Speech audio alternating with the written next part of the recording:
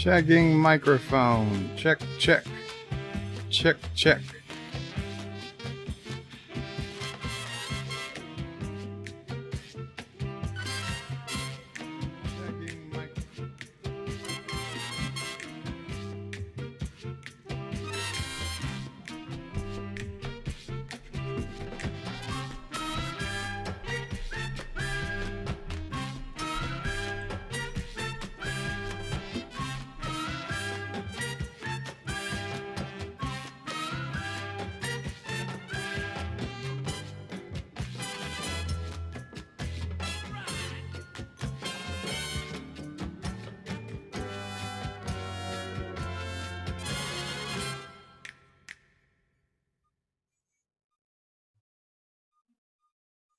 Wow, very good, John Araki, to get Kissing Dax before the opening credits even ended.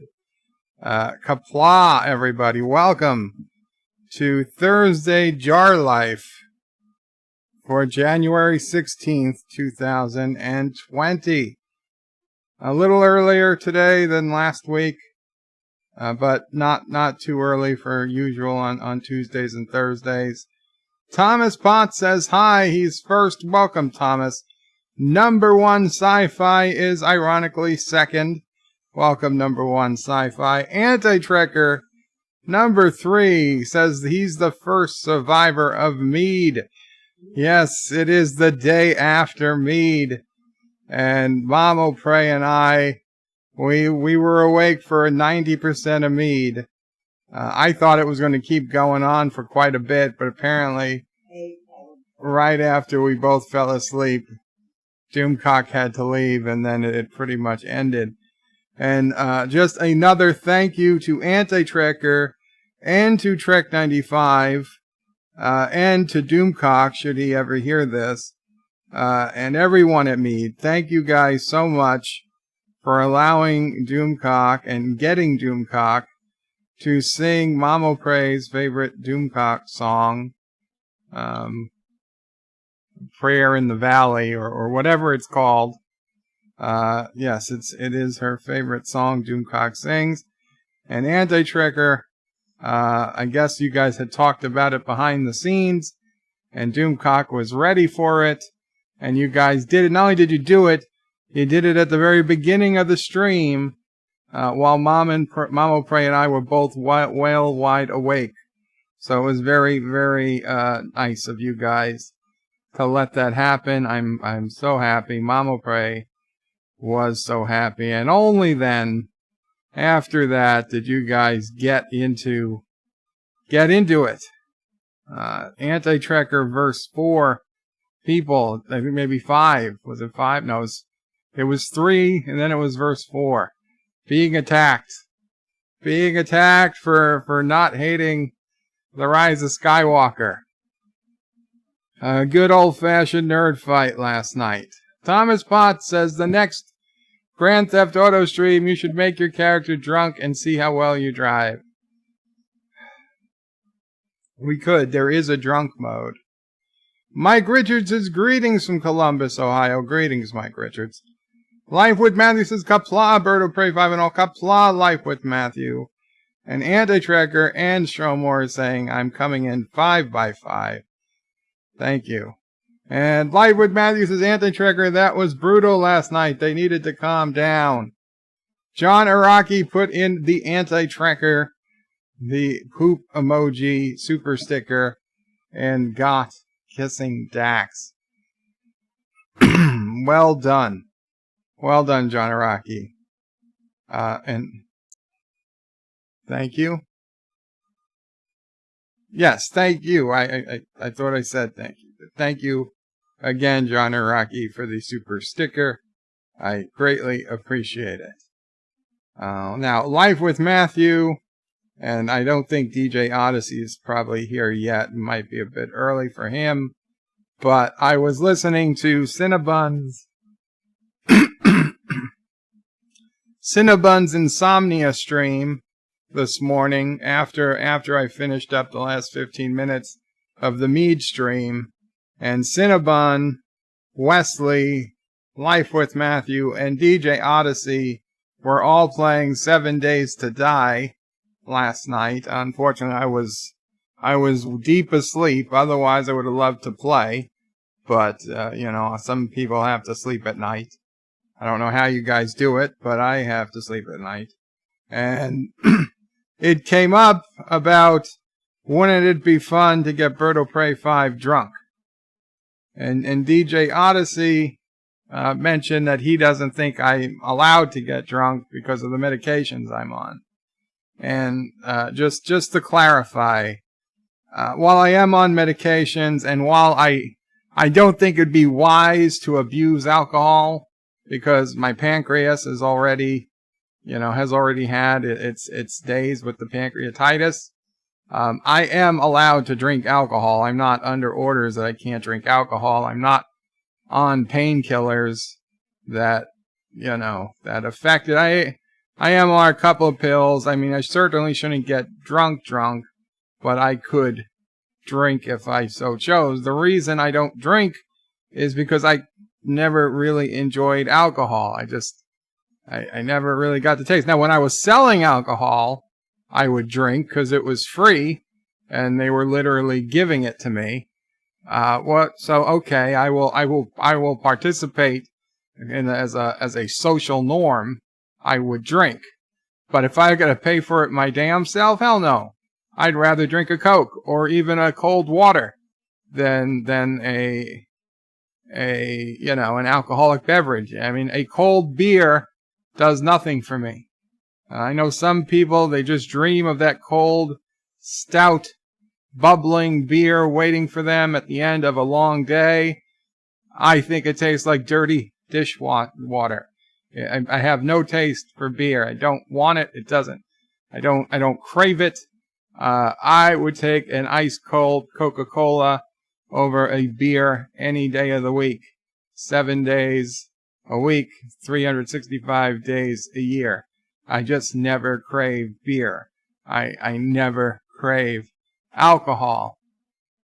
I can drink it in social situations, but I don't feel like I'm missing anything. In Life with Matthew mentioned that he don't know if he could go without it'd be hard to live his life knowing he could never drink alcohol again, because that was when people were assuming that DJ was right, and I physically was unable to drink alcohol ever again.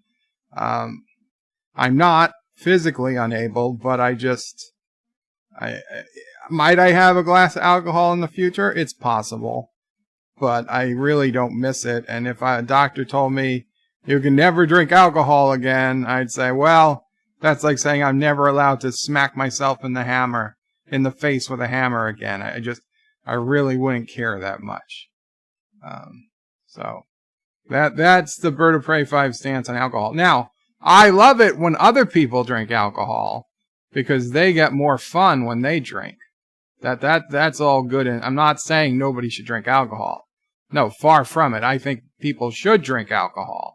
I'm just not one of those people. Plus, frankly, even when I did drink, it really didn't do anything. It barely did anything to me. So it really wouldn't be all that big of a difference. You would have a hard time telling if I had drank or not. Shronmore says, greetings, Birdo Prey, Mamo Prey, and fellow nerds. Greetings, Shronmore. Anti-Tracker says, Life with Matthew, it was fun. The MEAD was fun. Mike Richards says, everybody Mambo Italiano. No, not that Mambo. Thomas Potts says, first place in helicopter kills in Just Cause. Just saying, Anti-Tracker. Wow. Shromore says, and greetings to Sassy, Chaser of Cats, Eater of Cookies, Stalker of Cardinals, Defiler of Defiler of Cushions, and Scourge of the Squirrels. Qapla, Shronmore, thank you. Sassy's asleep. Shronmore says, remember the alpaca mo. I was watching a video yesterday the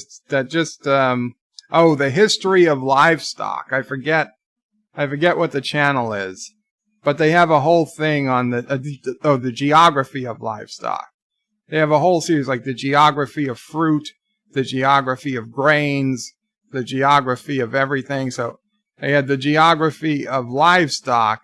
So we learn like where different domesticated animals started. And they had a section on alpacas and llamas. And how most people will confuse the two.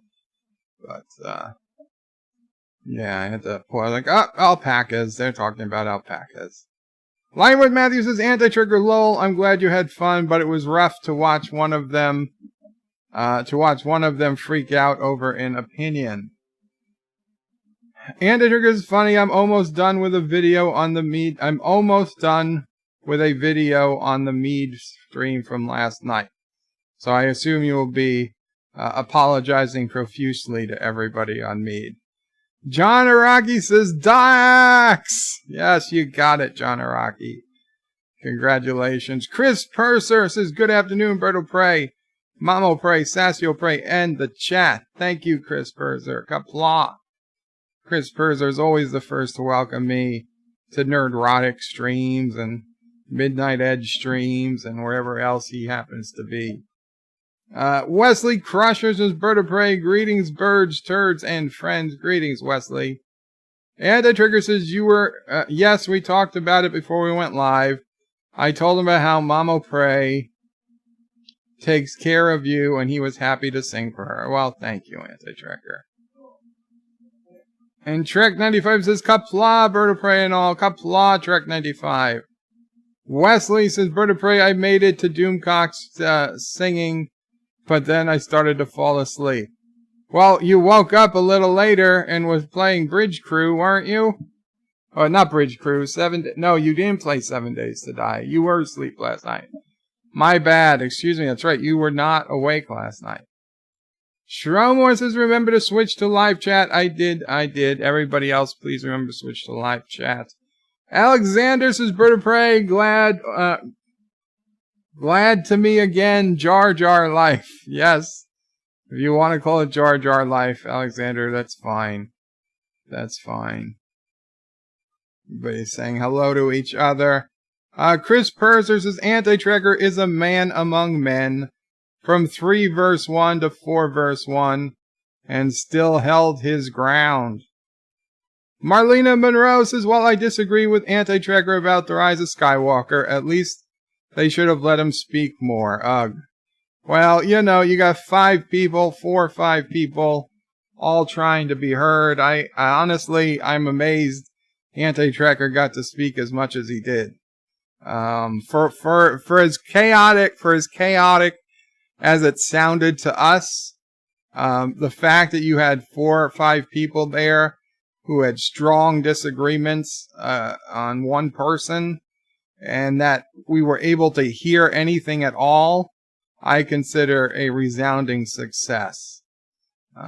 And both sides, I got their say in. Although, you know, let's face it, that was not, nobody was going into last night, I don't think, expecting to change anyone else's mind. It was pretty much, you've had whoever goes in last night, I'm pretty sure you had your minds made up, and I doubt anyone honestly expected their mind would be changed. Wesley says, Bird of Prey, I wasn't on last night after me. Yeah, I realize that now, Wes. Sorry. Vile Mike says, howdy, folks. Qapla, Vile Mike. And now it's a day later, belated birthday to the Vile child. I did wish her a happy birthday on my stream yesterday, but because I had seen your stream the night before. Anti-Trigger says, thank you all, and to all it's okay. It was a good fight. Alexander says, Bird of Prey, when you sold alcohol, a lot of she-males were drinking with you. No, we had a strict no she-male policy. Back in the early 2000s, that was still legal. You could have a no she-male policy. Alexander says, Anti-Trigger, I missed the stream with Doomcock because I was sleeping. Alexander, you work quite a bit for a communist. I think it's perfectly okay. You have to sleep from time to time. Trek95 says it's official. Bird likes dirty dishwater over alcohol. I'm just saying it tastes like dirty dishwater, like I assume it tastes. Like it smells. That like dirty dishwasher water smells. That's what beer tastes like to me. Shromore says, Bird of Prey, not a fan of beer myself. I usually would drink a soda, but I do like cider, wine, and occasionally I would drink other spirits. I felt so bad when my boss, Mr. Frank, who was a billionaire at the time, he had invited me to dinner at his house one night, and he had like, you know, because he was a billionaire, one thing he would do is he would have dinner guests almost every night. And one of the nights I was a dinner guest, Shirley MacLaine was also a dinner guest, and he had custom menus made up with the name of the guest. So my name and Shirley MacLaine's name were both on the dinner menu. But he brought out an incredibly expensive bottle of wine. People told me values from $5,000 to $20,000. I don't know exactly how much it was. I'm not a wine expert. I don't remember the name, but it was a very expensive bottle. I mean, like the cheapest bottles he had were in the thousands. They had to go into not only the wine closet, but the good wine closet to get this bottle out. And the chef, who also an employee of Mr. Frank's at the time, poured me a very generous glass of this wine, and I took a sip, and honestly, it tasted like any cheap wine I've ever tasted.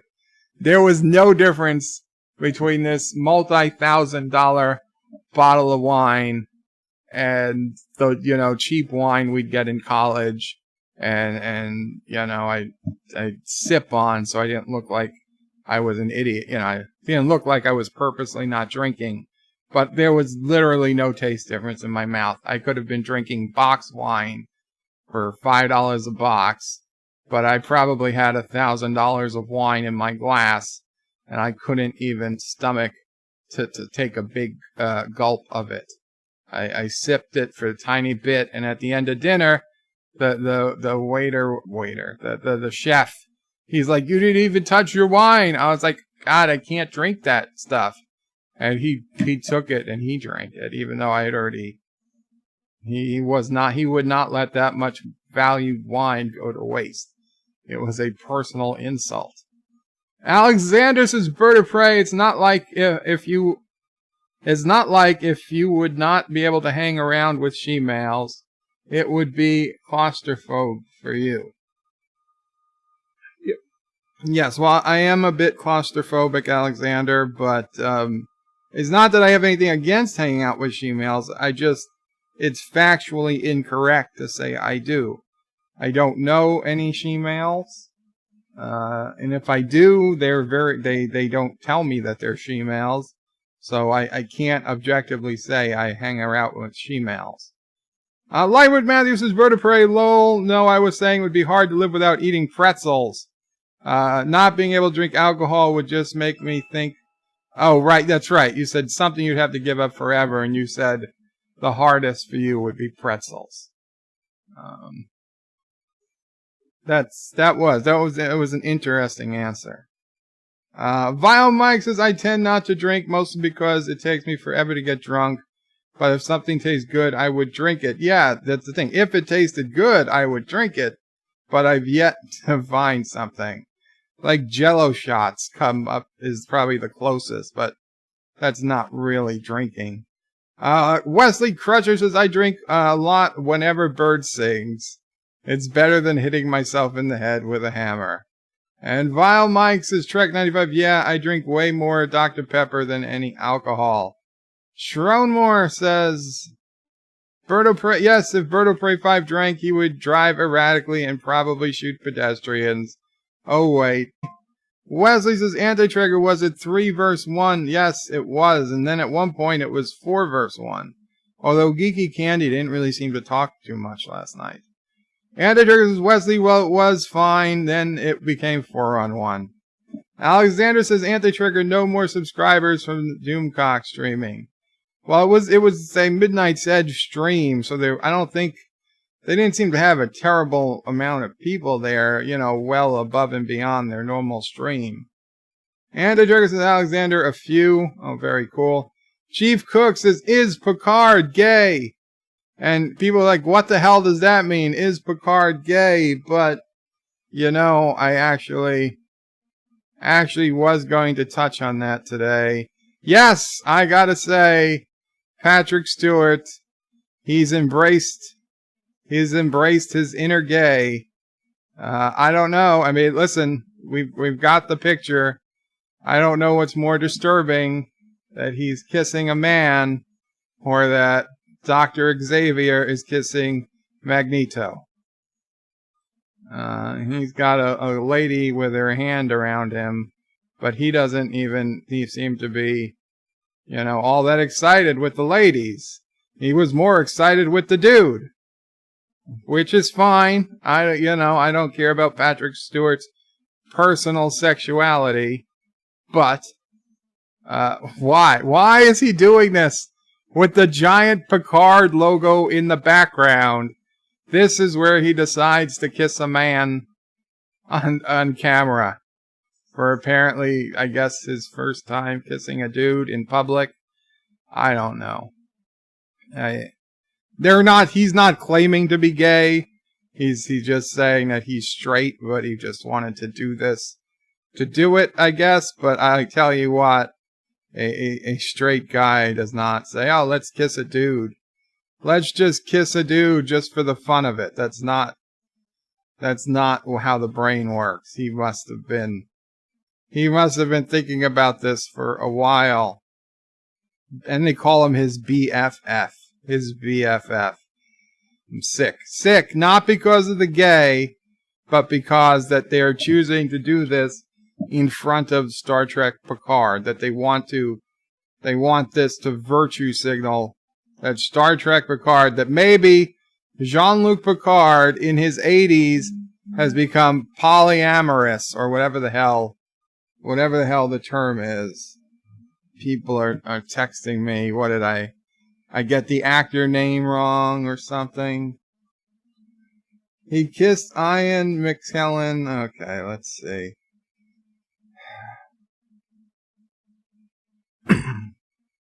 From Anti-Trekker. He kissed Ian McKellen in public before. This is nothing new. Well, I've never seen it happen before, so it's new to me, Anti-Trekker. It's new to me. I don't like it. I don't like it happening in front of Star Trek Picard. If he wants to kiss him in public, in front of an X-Men or something other, at a Starbucks, I don't care. I don't want to see Star Trek Picard logo and him kissing dudes in front of it. Not good. It's not good. So, is Picard gay? You'll have to figure that out for yourself. It depends what you think gay is. Chief Cook. Odega Outlaw says, Hail Bop, Qapla Odega, Hail Odega Outlaw. Wesley says, Anti-Trekker. Out here we call that a gang something. Alexander says, Anti-Trekker, we just don't see over 100 more. Yeah, it was 13.3, and it's still 13.3, which, speaking of numbers, I am dangerously close to hitting 1,600 subscribers. Could be today, could be tomorrow, or YouTube could take away 50 subscribers overnight, which they've done before. But if they don't, I would suspect by end of week, if not sooner, I will be at 1,600 subscribers. Anti-Trigger says, yeah, I would say about 25 or so. Very cool. Alexander says, Anti-Tracker, personally, I think you got more subscribers out of the Ultra Negative Network.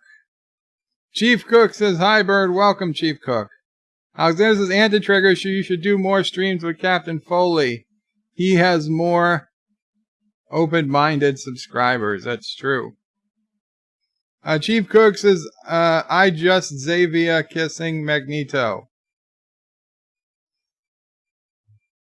Yosef says, I'm not sleepy. What's wrong with you? Such an early stream. Well, it's Thursday. It's Thursday.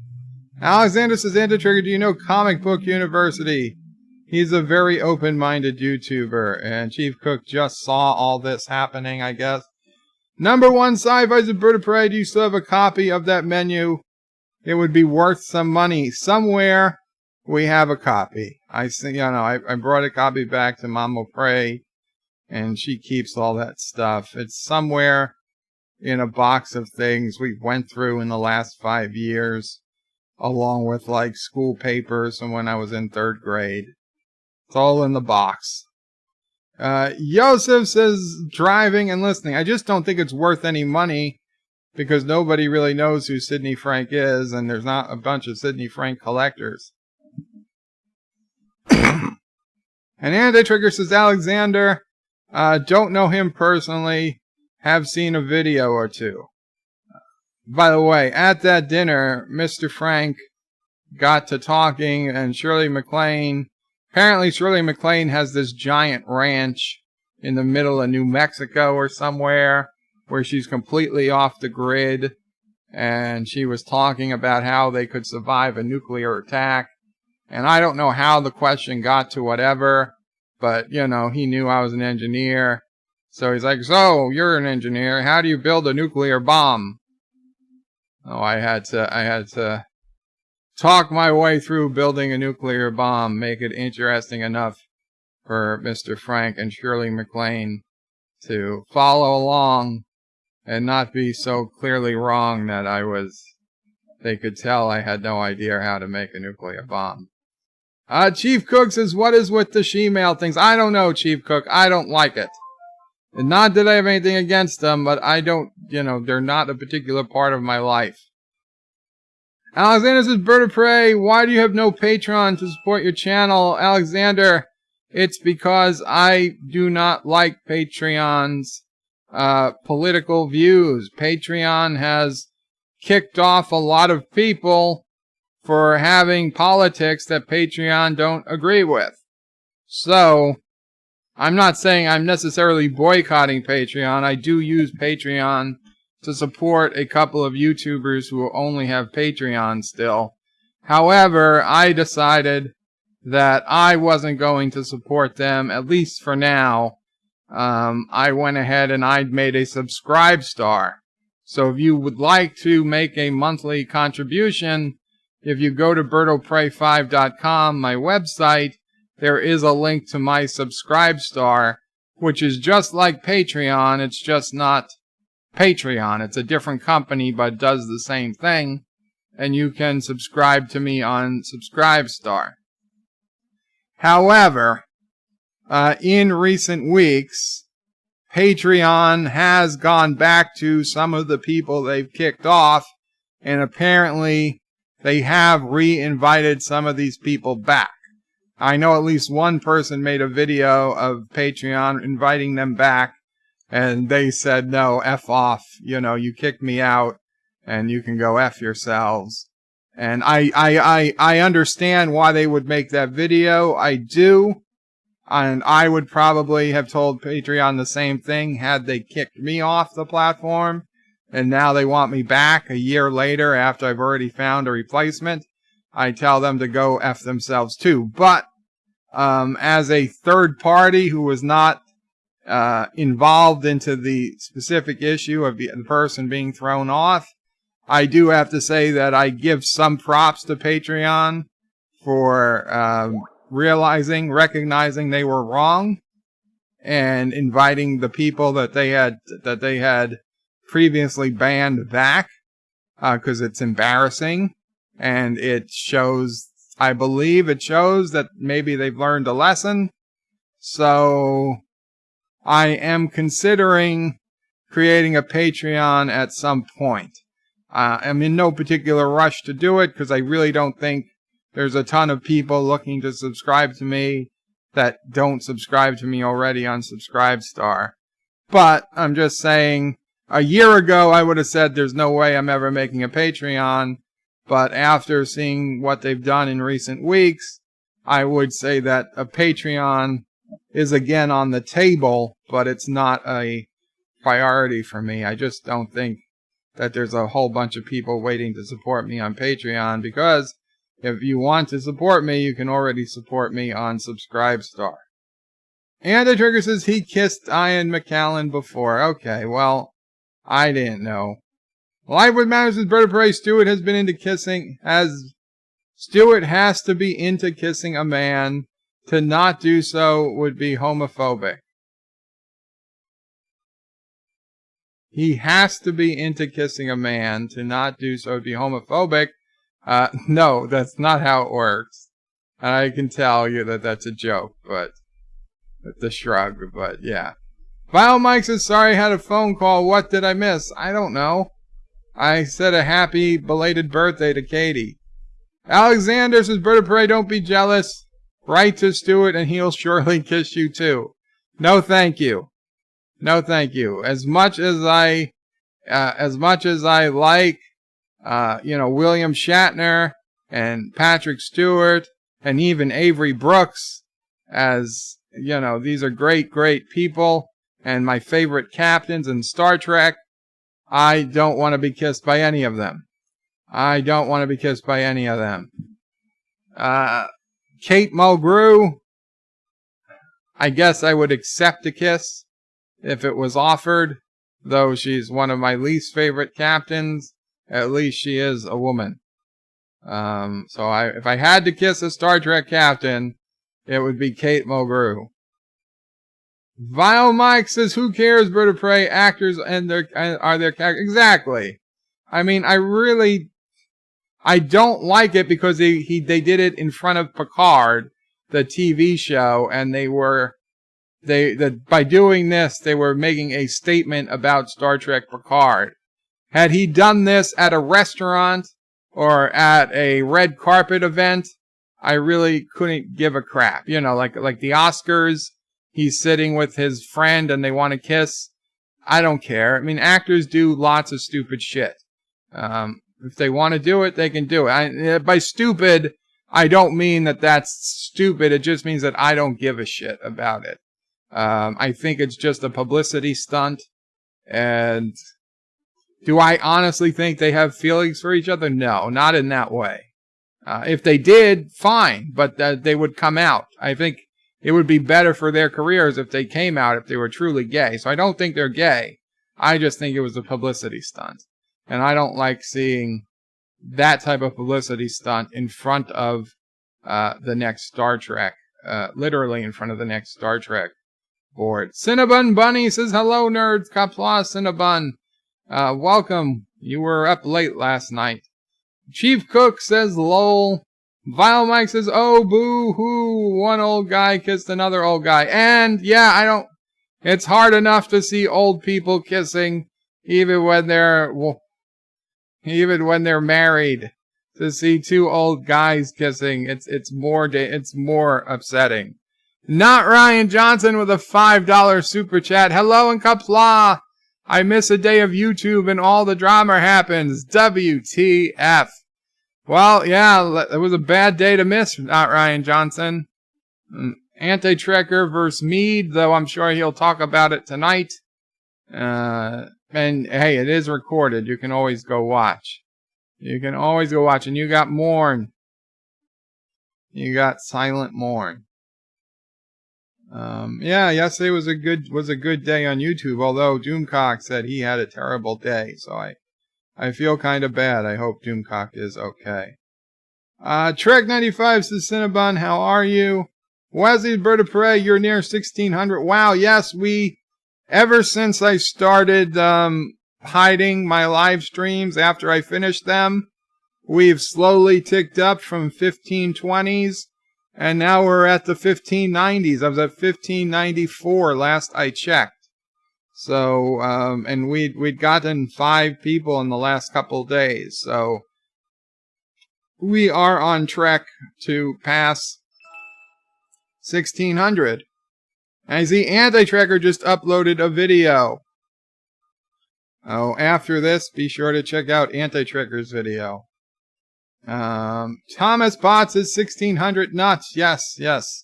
It is. Actually, the last 2 or 3 videos I did which was Earth Track, which was all Picard-related videos, are doing really good for me. Now, for me, if you have a video with 600, 700, 800 views, that's really good. So, for me, those are pretty damn good numbers.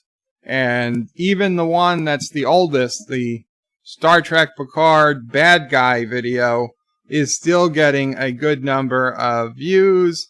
The Star Trek, the short track Children of Mars full review, that's still getting a good number of views. And my Earth Trek, where I say they do the article about Star Trek Picard, that's still getting a very good number of views. So I think Star Trek Picard, as good or as bad as the show might end up being, it is certainly, I believe, going to be good for the channel to talk and review it. Cinnabon Bunny says, hi, Trek 95. He's alright, thank you. And Cinnabon says, only 1,400 are bots. No, only about 900 are bots. Thomas Potts says, Dear Bop. Well, yeah, we will probably do some Dear Bop, Thomas, today. I also have a level or two of Polybridge I want to get through. Not enough to do an entire Polybridge stream, but at least one level. I have it 90% built. Trek 95 says, Cinnabon, I only thought 1,300 were bots. Alexander says, Bird of Prey, I like very much the stream. Jar Jar life is a good concept. Well, thank you, Alexander. Vinyl Mike says, Trek 95, we're going to celebrate it Saturday. If I don't have to work, we may live stream again for fun, even with my crappy laptop camera. Well, that's very cool, Vile. I'm sorry I missed your last one. I did watch it in full after the fact. Chief Cook says, Bird, do you think we'll see Worf and Picard? I hope not. I hope not, Chief Cook. Trek 95 says, Vile Mike, I know you said you were not celebrating until Saturday. Alexander says, Bird of Prey, I study to support your channel, but I do it by a Patreon. Well, thank you, Alexander. So, if I do get a Patreon, I will let you know, my friend. I appreciate it. Aberjam says, let the party, late to the party, but I'm here. McClunky, come out clunky, Aberjam, Qapla. Cinnabon says, if you're throwing money around, Alexander, I'll start Patreon. Yes. Alexander's a Bird of Prey, maybe Patreon, maybe some mistakes, but if they kick out some far-right people, I'm fine with it. Well, here's the deal, Alexander. First they kick out the far right, then they kick out the far left, and then they kick out the regular right, and then they kick out the regular left, and then there's nobody to defend the people who are left, because they didn't say anything when they could have. I despise censorship in all forms, Alexander. I will fight till the very end for somebody whose position I absolutely hate, right? Whose position I absolutely find abhorrent. I hope that's a word. But let's just say, for sake of things, that there was somebody who wanted to tell me, like rock solid, that he wants to say Star Trek, the original series, is the worst possible Star Trek. And I don't know if he believes this or not. I think he doesn't. But let's just say rock solid said not only is TOS the worst Star Trek ever made, but Star Trek Deep Space Nine is the second worst Star Trek ever made. And they're all terrible actors, and they're all terrible episodes, and that they should all be stricken from canon. And he wants to start a change.org petition to have CBS delete the negatives, that they are so bad that he wants to burn the negatives so that we erase Star Trek, the original series, and Star Trek Deep Space Nine from history. No one shall ever be able to watch it again. And if he did that, as much as I would hate what his message is, and if somebody banned him for it, if Twitter banned him for making that plea, I would fight with Twitter because I would be on his side, because free speech means unpopular speech. And yes, legally, a company does not have to recognize free speech. I will grant you, Patreon didn't do anything illegal by kicking off somebody that they disagreed with politically. I'm not saying it was illegal. I'm saying it was immoral, and it was wrong. And that's what bothers me. And I will fight till the very end so that people I disagree with always have a platform. I don't want echo chambers. I don't want platforms where everybody agrees with me and nobody ever posts anything I disagree with. Only crazy people want that. You have to be very sick in the head to want to silence all your critics. I don't want to silence my critics. I want to hear from my critics. Because you know what? When you're telling me how you really feel, then I know whether or not I can trust you. I know whether or not you're a good person. If you're afraid to talk because you don't know you might get banned from Twitter, so you never tell me what you really feel, then how am I ever supposed to trust you? Or people could be trusting you who shouldn't, right? If let's just say, and I hesitate to even make this example, but like right now on Twitter, you probably can't and shouldn't talk about illegal activities. Even if it's illegal activities you yourself engage in, aside from possibly marijuana smoking, which they probably don't care about. But let's say it was something that most people really still think should be illegal. You probably shouldn't go on Twitter and say, yeah, I just did X, Y, and Z last night. Because Twitter might knock you off. I don't think they should, because if somebody goes on and says, I did this last night, and I'm proud of it, I want to know that they did it, so I know not to talk to that person, or I know not to invite that person to my home, or I know not to really listen to what that person has to say, because that person, fights dogs in their free time, right? Nobody wants to see dog fighting I would hope not. I want to know if the next Michael Vick is on Twitter talking about the dog fights he just did. I want to know who those people are. I want to know not to leave sassy with that type of person. I want them to be able to feel free to speak their mind without fear of getting banned from Twitter. Now, if they get arrested for doing a crime, that's a separate issue.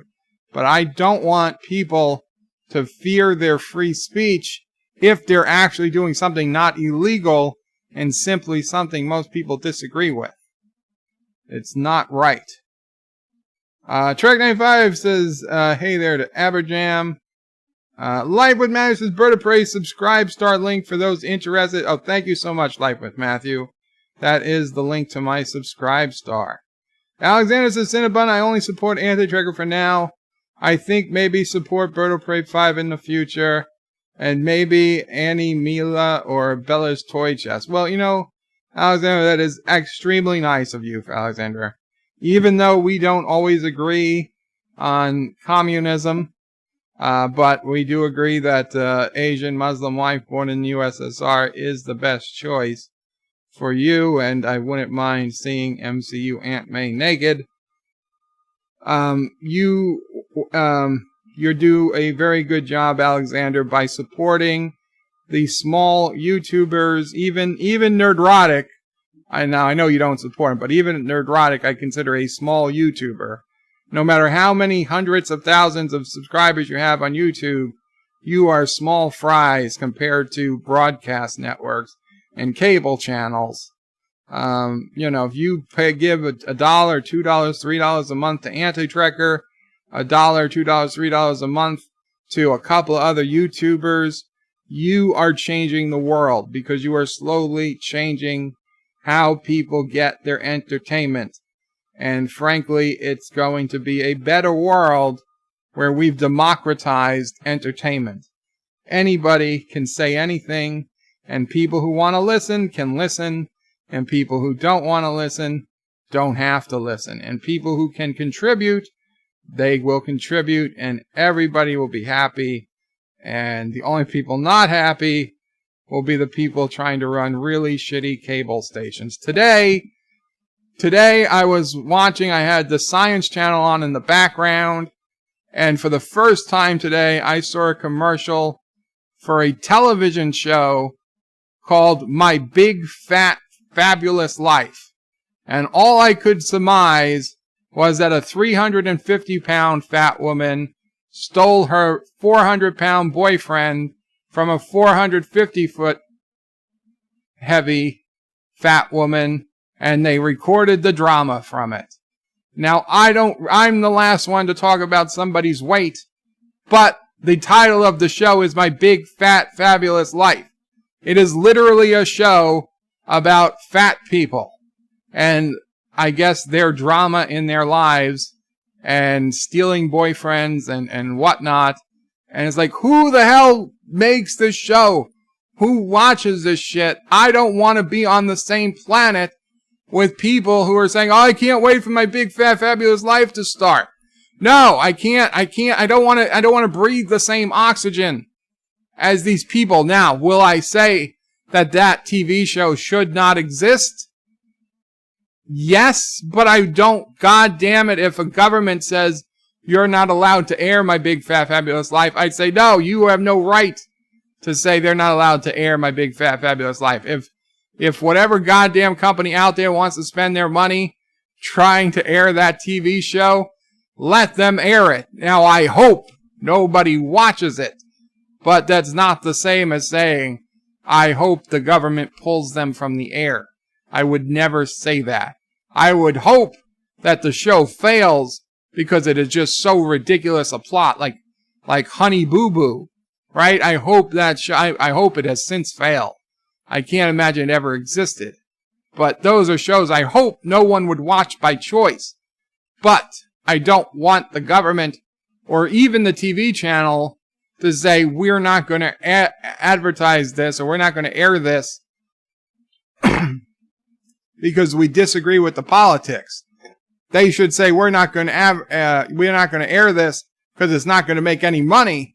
Then that's fine, because they need to make money to be a broadcast company. But if they could make as much money from My Big Fat Fabulous Life as they could, Ancient Aliens, I would question everything I've ever known about my life, but I would understand if they air it. It boggles my mind that this exists.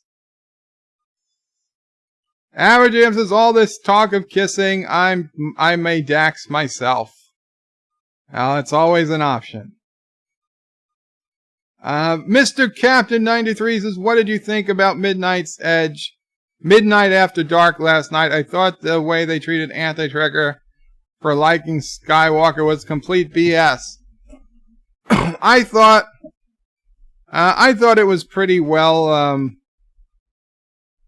I thought they were pretty decent to each other. Now, everybody, listen, we knew ahead of time that this was going to be a hot button issue, that lots of people were going to be very, very emotional over it. And honestly, I'm surprised it went as well as it did. There were very few times that I couldn't understand who was talking. Anti-Trekker told his side, and the rest of them all came up with their opinions about what they didn't like. And we all knew at the end of the day, nobody was changing their mind. Anti-Trekker wasn't going to change his mind and say, oh, you guys are right, this is really a shitty movie. And I didn't expect any of them to say, oh, Anti-Trekker makes a great point, I'm going to say that this is an average movie instead of a shitty movie. Nobody in their right mind thought that was ever going to happen. What happened was pretty much what I imagined would happen. People, would go back and forth, move the goalposts, change what they were complaining about, and nothing was settled at the end of the night. Like a nerd fight should be. Abajam says, I only have 80 minutes, so let's go get Dear Bop underway. Anti-Trigger wants Dear Bop. Trek95 says, Dear Bop. Okay. Well, let me look through some more comments before I get to Dear Bop. Cinnabon Bunny says, Alexander, would it help if I changed my name to the Anti-Birdo Trekker 5? It probably would. Thomas Potts says, they will kick out the far left no matter what they say. Anti-Trekker, I have a super tank in Just Cause. Mr. Captain wants Alpaca Trekker. That actually rhymes. Aberjam says, I despise censorship in every form. Bird of Prey, 24 hours after censoring the Kuroga National Anthem. That's not censorship, Aberjam. That was improving. We improved the Kuroga National Anthem. We didn't censor it. You were free to play that. I would have played that song if you requested it, but it just wouldn't have been the Kuroga National Anthem.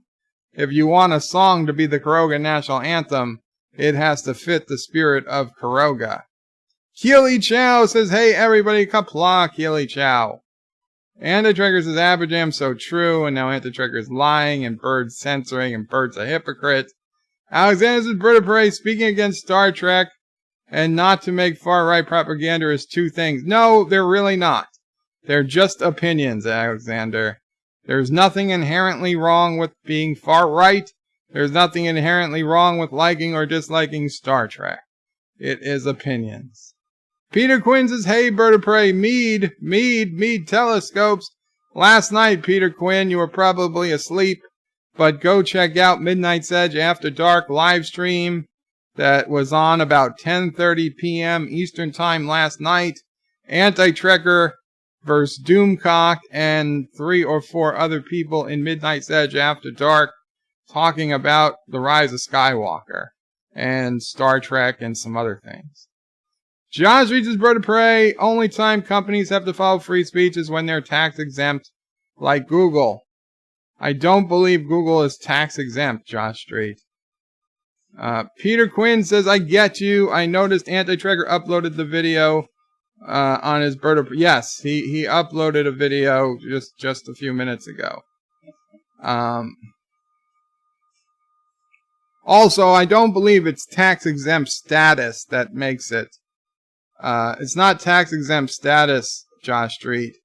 It's if you get your money, if your budget if you're subsidized by the federal government, then you have to follow free speech laws. If you are not subsidized by the federal government, then you do not need to, protect free speech. You're not free speech. You're not a platform for free speech. Now, I think laws should change. I think that we probably should consider, internet a free speech zone, especially since Supreme Court or a high court ruled that Donald Trump is not allowed to ban people from his Twitter account. He's not allowed to block people because they're saying Twitter is a public square, and Donald Trump being president, that if he was to ban somebody from his Twitter account, that he would be effectively denying them the ability to redress grievances, as is protected in the First Amendment. So if the court is going to say that Twitter is the public square, then all of Twitter, all of Facebook, all of these social media places have to be run as if they were public squares, and then we'd have to say First Amendment protection is guaranteed. Now, to be honest, as much as I want that to be true, I think the court made the wrong decision. I don't think the court has the power to declare Twitter the public square. Twitter is not the public square. Twitter only exists because the people who own Twitter put in programs and their lives, and they spend many, many hours a day just keeping Twitter alive and ticking. So Twitter is not the public square. Twitter would not exist without dedicated Twitter employees keeping the network floating, keeping the network alive. So you can't just say Twitter's the public square, because then the public square would just die if everybody stopped working for Twitter. So what's the government going to force people to work for Twitter? That doesn't make any sense. I think we need to find a happy medium. I'm not sure what it is, but I know just the government declaring it's the public square is not the correct answer, but also saying it's not the public square is not the correct answer. And I will be right back, and we'll get to some Dear Bops.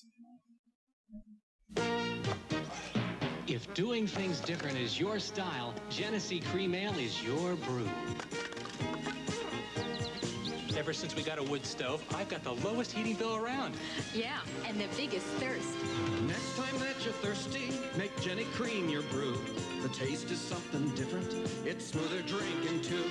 I like it, 'cause there's nothing like it. It's different. Genesee Cream Ale.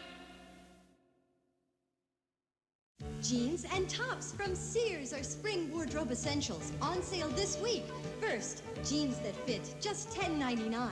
They fit your shape as well as your size. And you save $5. Add the all-cotton top, now just $6.99. Cool comfort and perma-press too, and you save $3.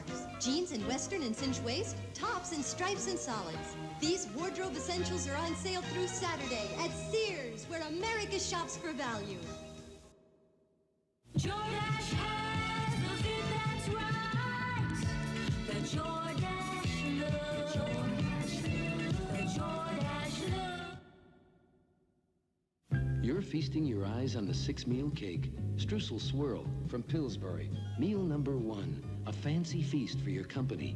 Number 2, a yummy dessert for your kids. 3, a breakfast cake to make you forget coffee cake. 4, a lunchbox cake that doesn't all stick to the wrapping. 5, the best break a coffee break ever had. 6, dessert the second night, still firm and fresh. Streusel Swirl, the sensational 6-meal cake. 6-meal cake. Sounds delicious. Sounds delicious. Okay, we're going to just do the at BirdoPrey5, then we'll get to Dear Bops. Peter Quinn's Bird of Prey. Yo, you know what's on my desktop. I trust you. Actually, Peter, I did see your desktop. I did not commit it to memory. I no longer remember what's on your desktop. Like, honestly, if you had anything on your desktop, I have since completely forgotten about it. Josh Street says, oh, Bird, we'll be back with the chat after Bird of Prey rant about 2 days later. Yeah. Vile Mike says, Bird of Prey, so I stole a car while playing a video game, and I'm proud of it. I even shot the driver and ran over his corpse, then ran over a little old lady, a hooker. Should I not talk about that? Well, it's a video game, so feel free to talk about it. Cinnabon Bunny says, I wonder how long it would take Bird of Prey to notice if we all left to watch Anti-Tracker video while he was ranting.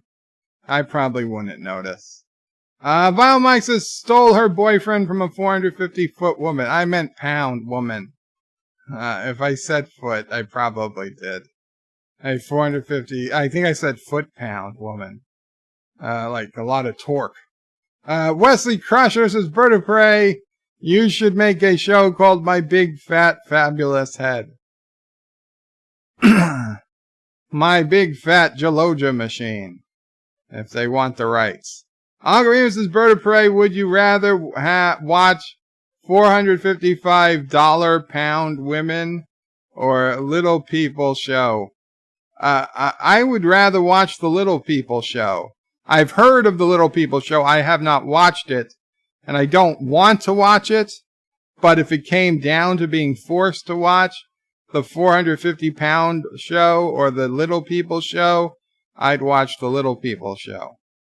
Peter Quinn says, because frankly, I've lived the 450-pound show. I don't need to see that. The Little People show would be interesting. Peter Quinn says, opinions are like assholes, Bird of Prey. Everyone has one, and they all stink. Indeed. Indeed. Commodore Ty is here. Trek95 says hello to Commodore Ty. Qapla, Commodore Ty. You are here. Hello. Commodore Ty says, Bird of Prey, I thought The Rise of Skywalker was an okay movie. And you and Anti-Shrek are both, Commodore Ty. I rated it a 5 out of 10. I thought it was an okay movie. Anti-Trekker rated it a 6 out of 10. I don't remember what you rated it. But I didn't hate the movie. But I understand a lot of people did. And I wouldn't try to tell them that they're wrong for hating it. I get why a lot of people hated it. And I believe that everybody who said they hated it truly hated it. Now, when Anti-Trekker, he did talk about one point last night that the apparent death of Chewbacca, even though everybody else there knew Chewbacca had survived, Anti-Trekker was the one person who maybe didn't know that Chewbacca was coming back. So that one scene was more emotional to him. And to be honest, that was the one scene in my own Rise of Skywalker video. That was the one scene I pointed out that I really wish I did not know Chewbacca was going to live, because that was the only scene, in my opinion, in the movie that was truly spoiled by reading the spoilers. Knowing Chewbacca was going to come back, that really spoiled it for me. However, because of that, the most emotional part of the movie for me was when Chewbacca wept for Princess Leia, because Princess Leia had passed. Chewbacca's being upset. I say wept, but he didn't cry. He just did his Wookiee thing. But whatever that Wookiee thing was, that was the point in the movie that I was tearing up, that I got soot in my eye. The soot must have been released from the vents or something right about that time, because I did tear up at the soot in my eye seeing Chewbacca learn of Leia's death. That was the saddest part of the movie for me. Because we all knew Leia was not coming back. Force ghost or not, she wasn't coming back. Chewbacca, I really would have, looking back, I probably would have really thought Chewbacca had died. Because this is the final movie, you know they're going to kill some people. And I was like, holy shit, they just killed Chewbacca. And Rey, Rey looked at herself. She was scared that she was shooting the Force lightning from her own hands. So she really blamed herself. And yes, granted, there wasn't a hell of a lot of time between those scenes to really let it settle in you like maybe most people would want.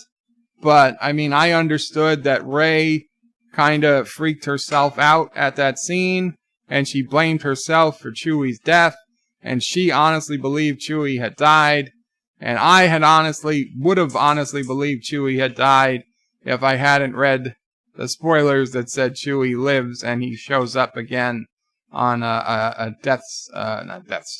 Starfighter, or whatever, wherever he shows up again. So that was the only part. Every other spoiler I read did not affect the movie for me. Only the Chewie thing. It was the only spoiler that affected the movie, in my opinion. Uncle Remus's Rise of Skywalker was pretty bad. I did see it in theater with 13-year-old son and had a good time, but once you think about what's going on in the movie, it falls apart.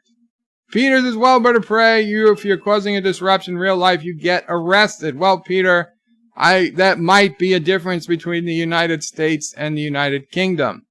It depends on the disruption. If you are causing a disruption because you put up a sign on your own property, you have free speech in the United States.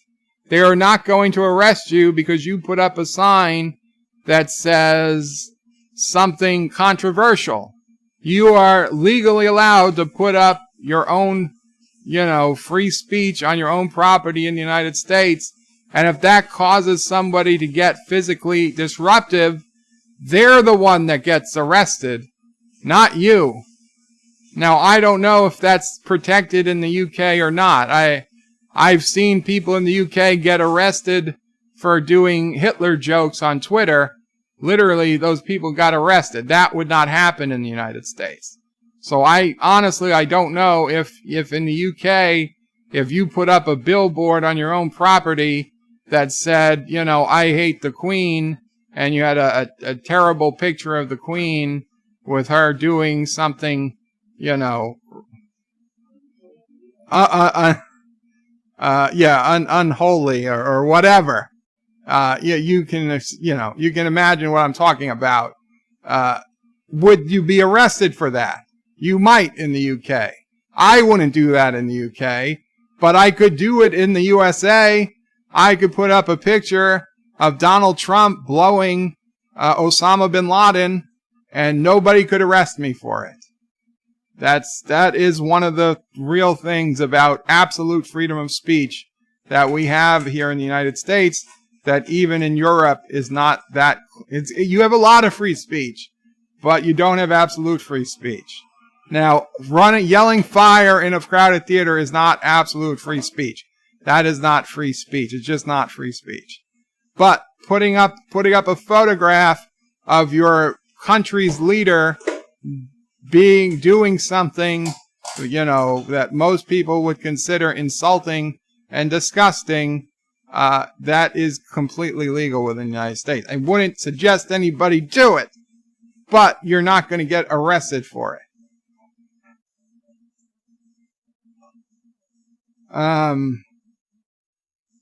Vile Mike says, Bird of Prey, the video game I was playing was Pokemon Go.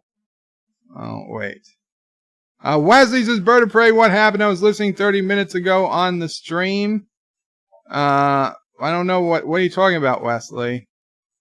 Peter Quinn says, of course, Bird of Prey. Alexander says, Bird of Prey, I'm very glad that we get some Dear Bop on Jar Jar Life. Yes, we're going to get the Dear Bop very, very quick, very soon. Wesley said, what happened? I was listening 30 minutes ago. I don't know, Wes. I mean, I've been streaming for 47 minutes. I don't know what happened. Commodore Toys says, Bird of Prey, I would rate the Rise of Skywalker between a 5.5 and a 6.5 out of 10. That's exactly the original score Anti-Tracker thought, and then he gave it a 6 out of 10. Vile Mike says, Bird of Prey, the video game I was playing was Pokemon Go. Alexander says, Bird of Prey, I liked what they did with Lando. I think they should have explored Lando further. According to the leaks, the girl Lando was talking with was supposed to be his daughter. Now, granted, what was the 1 in a million chance that he ended up finding his daughter, but the entire movie was 1 in a million chances, so 1 extra, I wouldn't have cared. Alexander says, Bird of Prey, I agree, Lando was one of the best parts. Mr. Miles says, Bird of Prey, thanks for the spoiler warning. I'm sure by now, if you haven't seen it, you don't care. Thomas says, Bird of Prey, but you didn't go through the movie theater. Thomas, I have neither confirmed nor denied if I went to the movie theater. Commodore Ty says, Bird of Prey, if they killed Chewie, it would have added more to Rey's possible dark side turn. Well, I don't think so, because she clearly didn't intend to kill Chewie. She didn't kill him on purpose. If anything, her being afraid she killed him might have scared her away from the dark side. Alexander says it's still bad that we saw Jar Jar Binks again. I had to like to see Padme naked too. Peter Quinn says it does depend for disruption, Bird of Prey, but here, if you put something disrupting at your own home, you can get asked to take it down and the police called by council. Well, you could get asked to take it down, but you could tell them to go F themselves.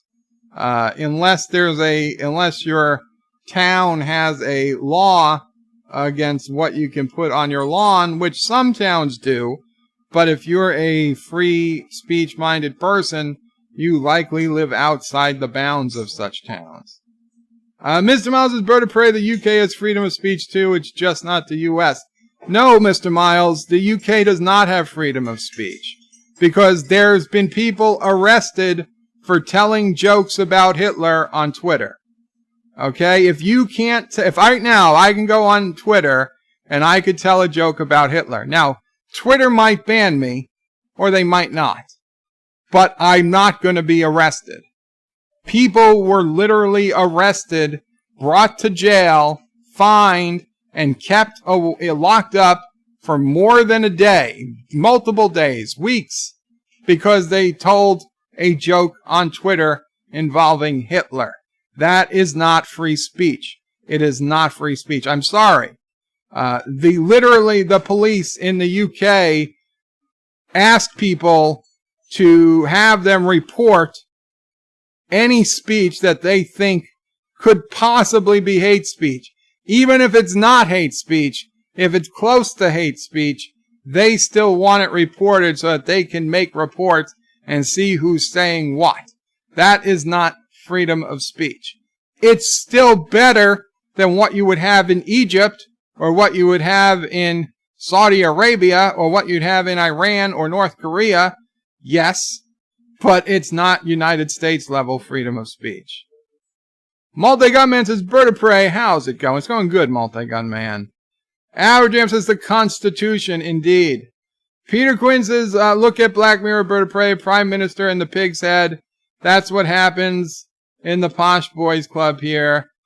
Cameron Johnson, both members. I remember the episode of Black Mirror where the Prime Minister had to F a pig, or they were going to kill a princess or something, but it turned out they didn't kill the princess, and then the Prime Minister F'd the pig anyway. He didn't know the princess had been released. I don't know what that has to do with anything. Wesley says, Bird of Prey, just hearing you rant makes my day go better. Thank you. Ms. Mouse, Bird of Prey, I have not seen TROS, and I don't care, so that you don't care about spoilers. Oh, I'm right. Ms. Mouse, Bird of Prey, well, slander is illegal in the U.S., so we do not have freedom of speech either. No, slander is slander. Okay? Now, if you try to purposely pass something off that's a lie as factual, that is not free speech. Like I said, free speech doesn't mean yelling, you don't have the freedom to lie. Okay? Freedom to lie is not freedom of free speech.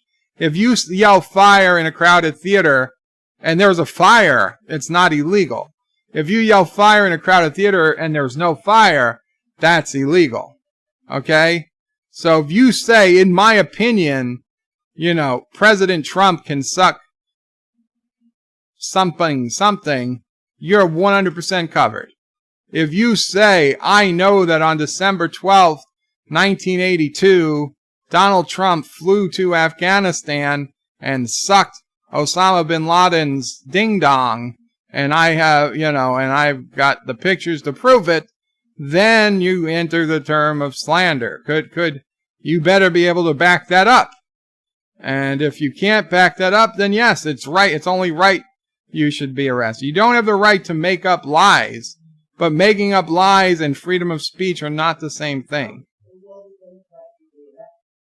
All the politicians should be arrested on both sides if they're making up lies. Right? Honestly, one of them, somebody lied at the Democratic debate. Either Bernie Sanders really did tell Elizabeth Warren that a woman can't be president, or Elizabeth Warren lied when she said Bernie Sanders told me a woman couldn't be president. They both deny. They're both saying the other person lied. I want to know which one is true. Now, unfortunately, unless one of them has an actual recording of the other person saying it, I don't think we'll ever find out. But no, the right to lie is not free speech. Springtime, Qapla springtime. Says Bird of Prey, death to Karoga, long live anti-tracker. What? Okay, springtime. You know what? You are entitled to your opinion here in Karoga. Even if that opinion is death to Karoga and long live anti-tracker. Mr. Miles is Bird of Prey. What about that guy that got arrested for pointing his finger at someone and pulling an imaginary trigger. There's your freedom of speech.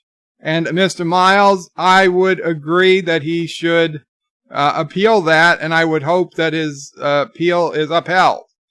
We don't have a perfect system. We don't have a perfect justice system. But you are correct.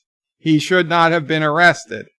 A lot of times people get arrested, it gets appealed, and then it gets thrown out.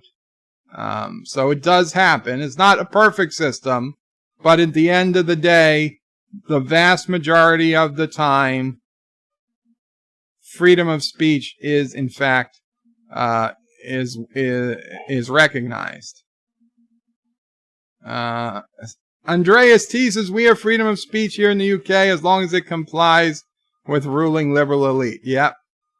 And that's the thing. In the United States, some of our greatest minds have specifically wrote that popular speech needs no protection. The entire point of the First Amendment, the entire point of the First Amendment is not to protect popular speech. Popular speech needs no protection. It's to protect the vile speech. It's to protect the speech that society doesn't want to hear. Society doesn't like.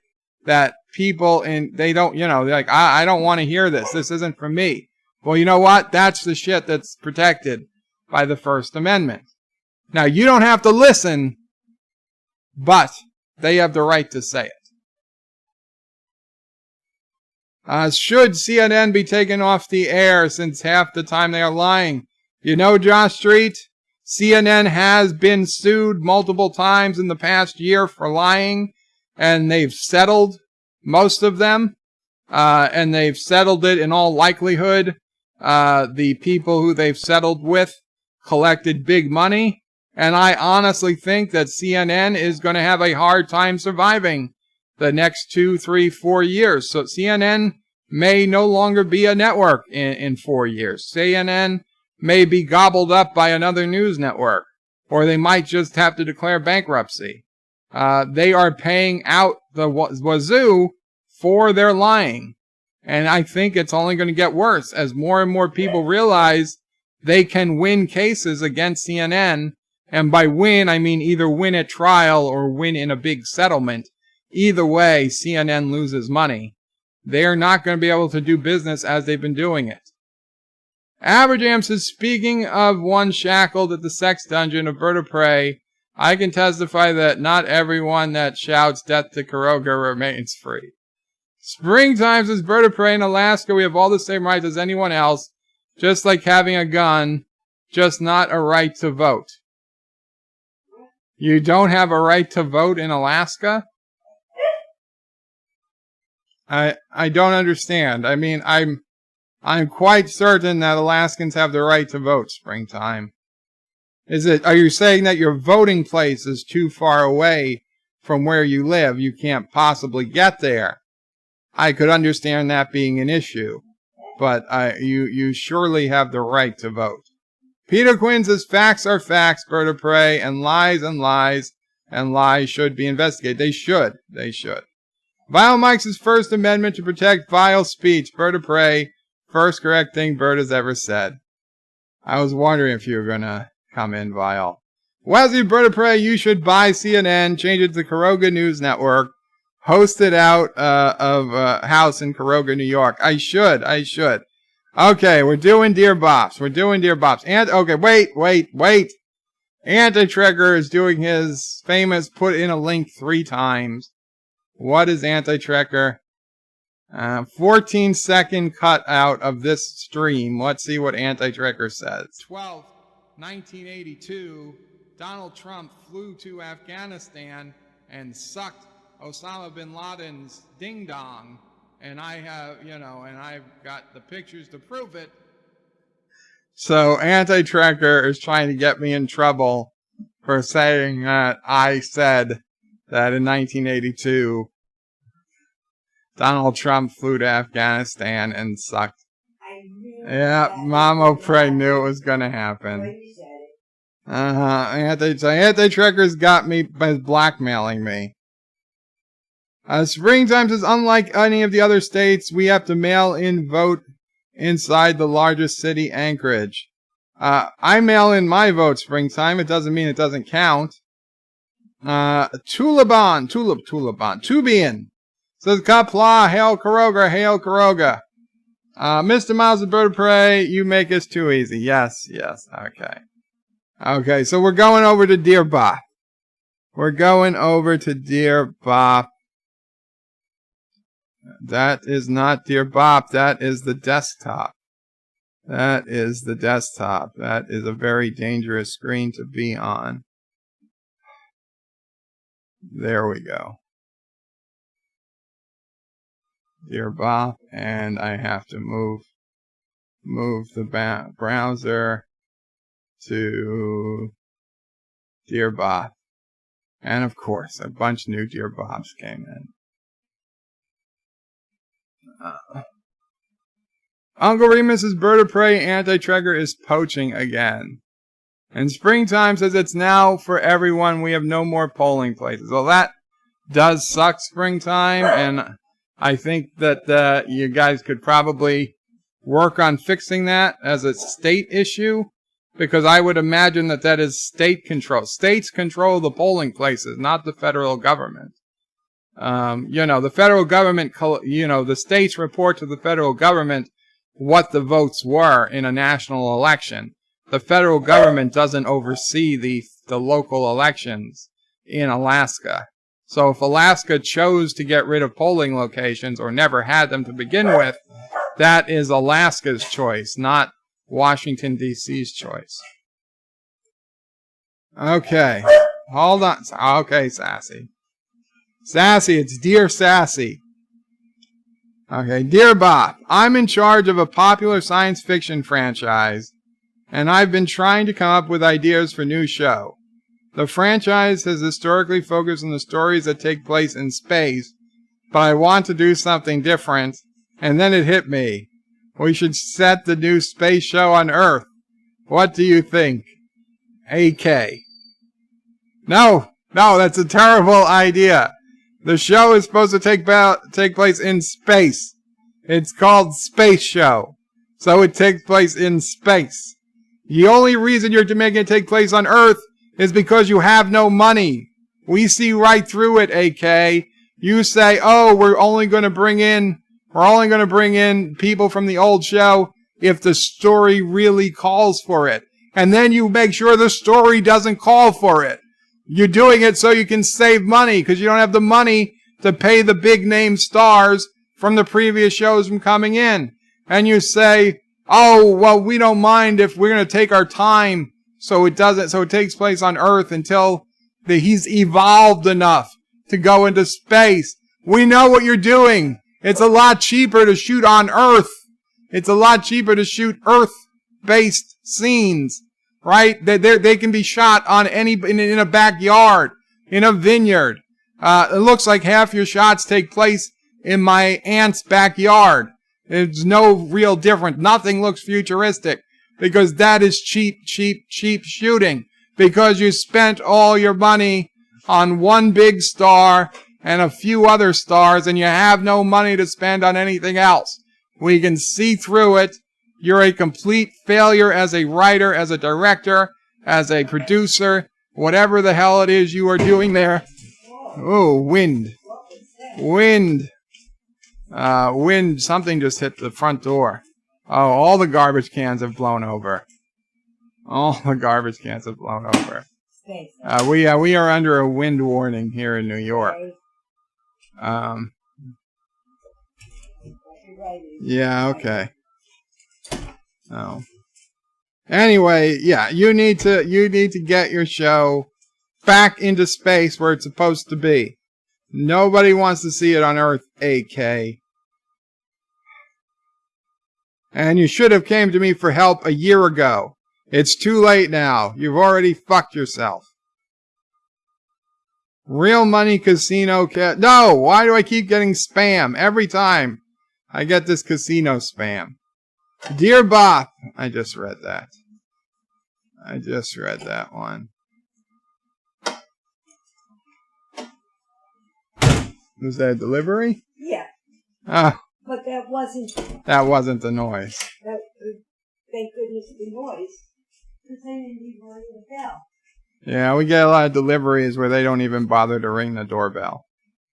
Dear Bop, why do so many of your viewers act like jerks?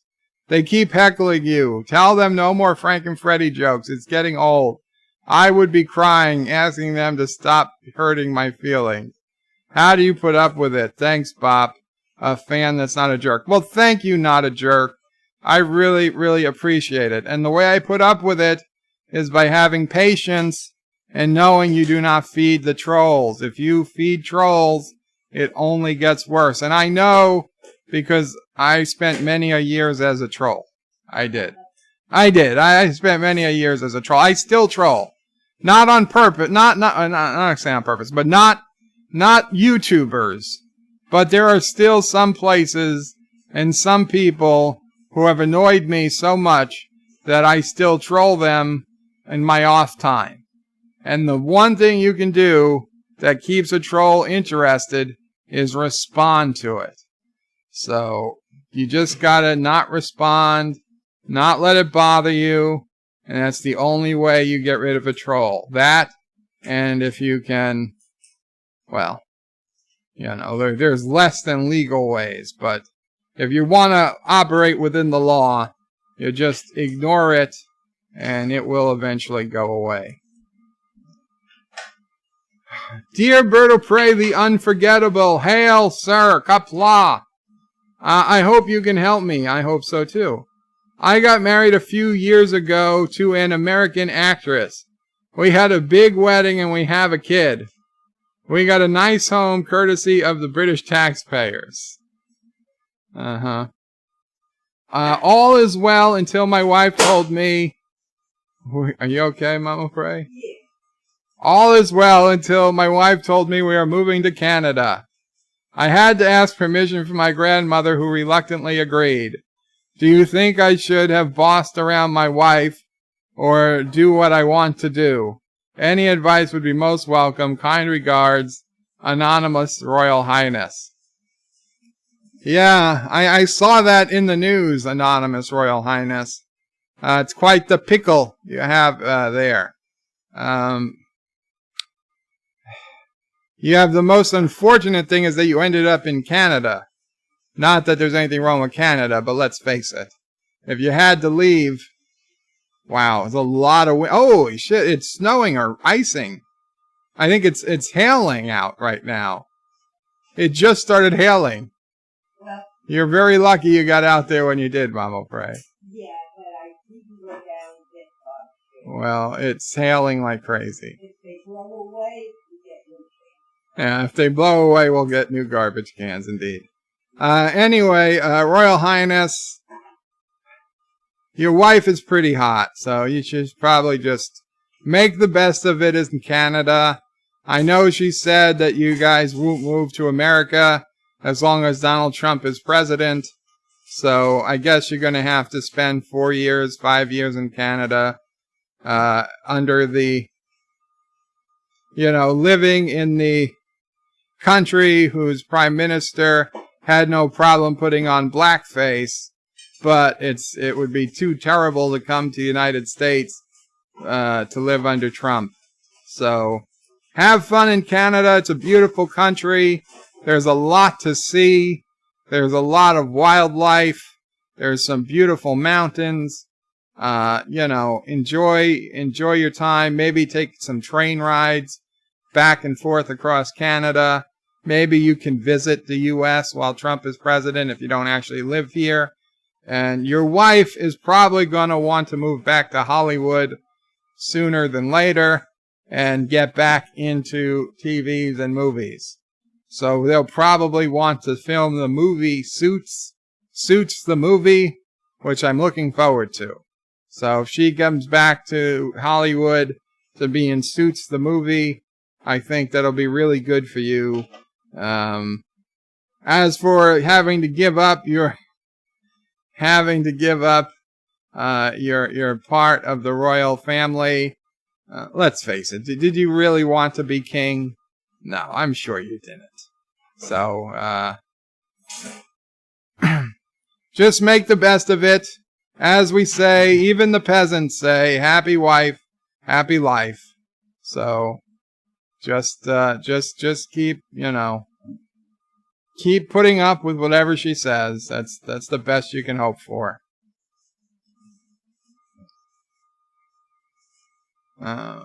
Plus, I don't think you were first in line to be king anyway, was he?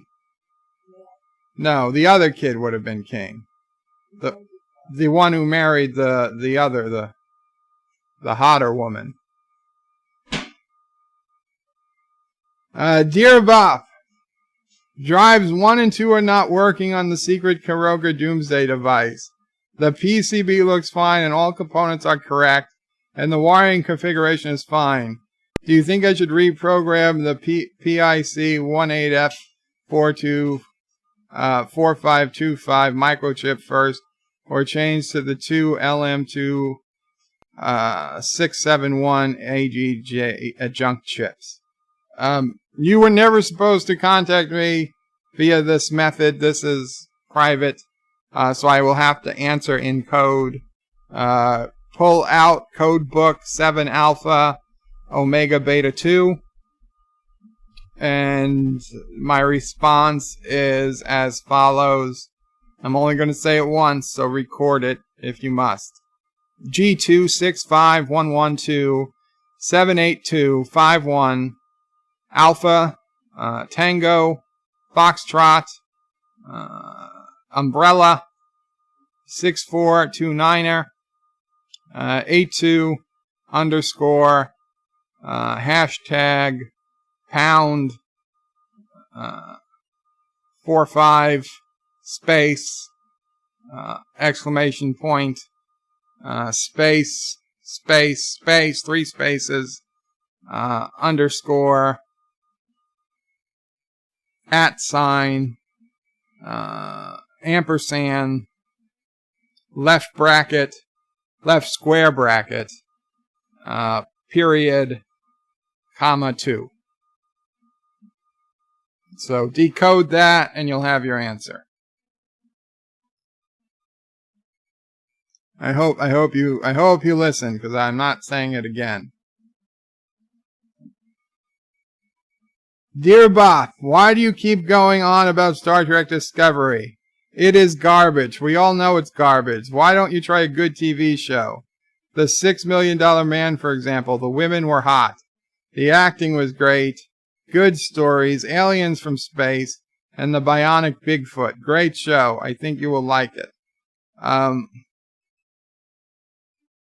going on about Star Trek Discovery because Star Trek I love. I love Star Trek. I love the brand. I love the franchise. And I will fight Discovery. I will fight Alex Kurtzman. I will fight Secret Hideout. I will fight CBS until they relinquish and they give us the Trek we want, the Trek we deserve, and they erase Star Trek Discovery from canon, and probably they will need to erase Star Trek Picard from canon as well, though that remains to be seen. I will not give up. I will fight for Star Trek. Now, the $6 Million Man, it sounds interesting. It really does. I will tell you though, I have started watching some good TV shows. Manifest, which is on, I believe NBC, is in season 2, which just began. Now I know I didn't want to start watching it because I am afraid it's going to be like another Lost all over again, where it's a lot of weirdness going on, and they probably don't have the end of the series resolved, but I'm giving it a shot. But more importantly, and much better than that, is Lost in Space. I'm now up to season 2, episode 5. Lost in Space is a great triumph of sci-fi on Netflix. It is a bajillion times better than any other Netflix original sci-fi series I have seen so far, besides Black Mirror, which was originally BBC. It wasn't a Netflix original from the beginning, and then this last, most recent season, season 5 of Dark Mirror, was utter and total crap.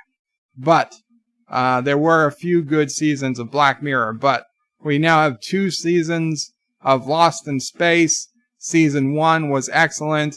Season 2 is proving to be, so far, just as good. I can't wait to finish it, and I'm quite happy with where Lost in Space is going. I know, Anti-Tracker, if you're still here, you're mad about how they broke up the Robinson family. Anti-Tracker, I don't want to spoil it for you, but I just have to tell you, keep watching Anti-Tracker. Please keep watching.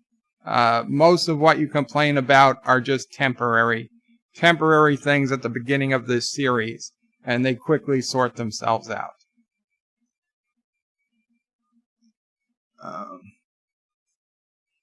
Okay, let me read some of the Bird of Prey 5 comments. Mr. Miles says you make this too easy for Anti-Tracker. I know. Algorithms is Bird of Prey. Anti-Tracker is poaching again. Springtime Bird of Prey. It's now for everyone. We have no more polling. I read that. We have no more polling places. Yeah, well, that's a local decision. Springtime says it was a city-state decision, not federal. Well, I mean, run for local office, Springtime, or talk to your local office. Those are the people that can fix it. Springtime says it's about a show where the United States and Canada broke up into new countries. How about a show where the United States and Canada broke into new countries? I'd be all for an alternate history show. Definitely. I love alternate history shows. In fact, I still have to watch the last season of Man in the High Castle. The only reason we haven't watched it yet is because I've seen pretty mixed reviews about it. And the first 2 seasons were really good. Then the 3rd season was okay.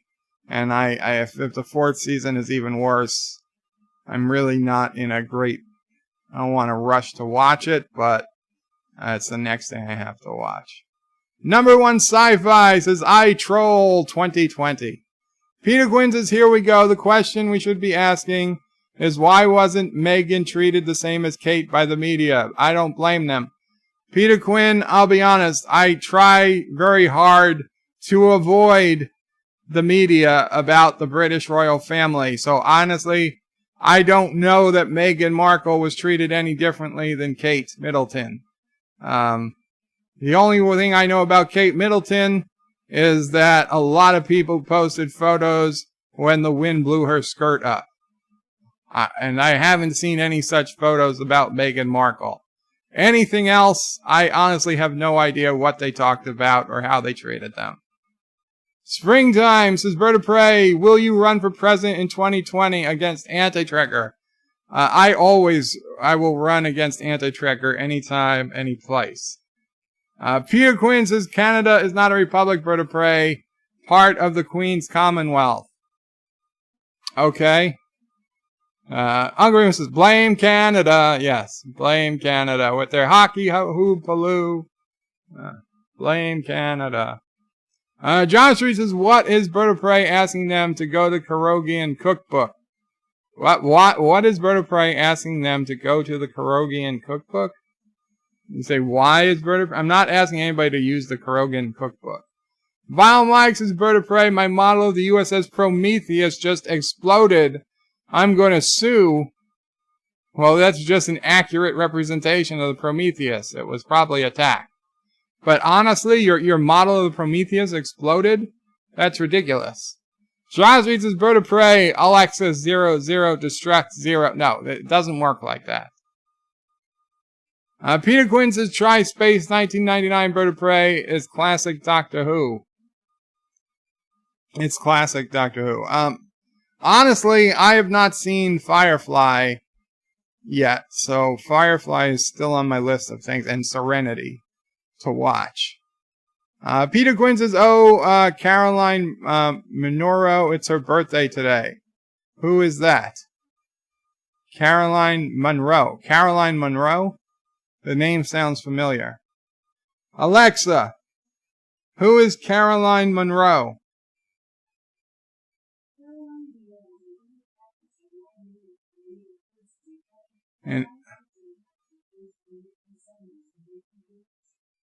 An English actress. Well, happy birthday, Carolyn Monroe.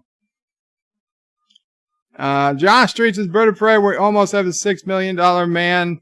His name is Michael Anti-Tricker Crawford. Peter Quinn says Channel 5 UK did Black Mirror. Thank you. Uncle Remus says Bird of Prey. I told you Lost in Space on Netflix was good. You need to convince Anti-Tricker to try it. He will like it. And I agree, Uncle Remus, and I will convince Anti-Tricker anytime I hear him or can speak to him. I will tell him he needs to give it more of a chance. Aberjam's the Bird of Prey. You were scoffing at me just a couple of weeks ago because I said Lost in Space. Oh, how the worm turns. Well, yes, Aberjam. I had heard bad things about Lost in Space, but you and others persisted in telling me to watch it, and I relented, and I'm very glad I did, because it was certainly something worth watching. It was a great sci-fi show at the end of my, on Netflix, that I was literally skipping over, and I can't believe I'd skipped it over so much, especially when I actually watched several episodes of Another Life, and that was total and complete malarkey. But Lost in Space is the real deal. Alexander's a Bird of Prey. Jar Jar life is better than each life. Is better each life. Well, thank you. Peter Quinn says, he puts in a link to media. I can't click on it, but thank you. Vile Mike says it was a joke, Bird. Andy Bird of Prey. Tell Thomas Potts I just broke his record by 53. I am at 100 and counting. Hungry says Lost in Space does not count. And Springtime says Bird of Prey. Are you ready for Star Trek Picard? I am, Springtime. I was debating putting out a video like a couple of days before Picard launches with everything we know about Picard so far. Just kind of like a heads up, so that, because there are things we're supposed to know about different characters and different histories, and depending what articles we've read or if we've read the comics, some of us might know some of it and not others. It's like a puzzle. We got to put the puzzle together. So I was thinking of doing one more video before Picard comes out with everything I know, and I was debating whether I should do it as an uploaded video or as a live stream. Now, I would do it as a live stream, except, to be completely frank, I don't think we could stay on topic, and we'd have, people saying, Dear Bop, Dear Bop, Dear Bop, and I would feel terrible ignoring those people. But sometimes we might want to do live streams that actually have a point. So we'll see. I don't know what I'll do. I might not do anything. Dear Bop, I know someone who has a problem with waiting tanks. What should I tell him? I know someone who has a problem with waiting tanks. What should I tell him? Tell him the tank does not wait. You are either ready or you are not. If you are not ready, then you get the next tank. Tanks are not like taxis. They are Ubers. They're not going to wait for you to get ready. You have to be able to take them. You have to be ready to take them. Like a bull by the horns. That's the tank. In fact, that's why the Native American name for tank is bull. Because if you wanted a bull, you had to take the bull when it was there, not when you were ready for it. Dear Bop, hello, this is Jack. Thank you for your advice. Chad and I will film out sex and send it to you so you could give us more advice. Love, Jack. FYI, your butt sounds hot as F. Okay, don't send me anything. I did not request. No thank you. Do not send to me. Unsubscribe.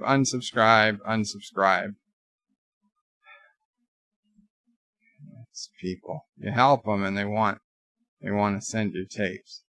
And from Alexander, from his own email address. Dear Bop, I heard a very sad story. An abject person that I hate has an awful sickness. His name is Captain Shift-Stain Anal Bleeding Sex Doll. Some people name him Captain... Okay, I'm not going to say his name. Anyway, that's not the subject of this email. Captain blah blah blah got genital gangrene. Yes, I hate Captain blah blah blah, but his genital gangrene is really disgusting.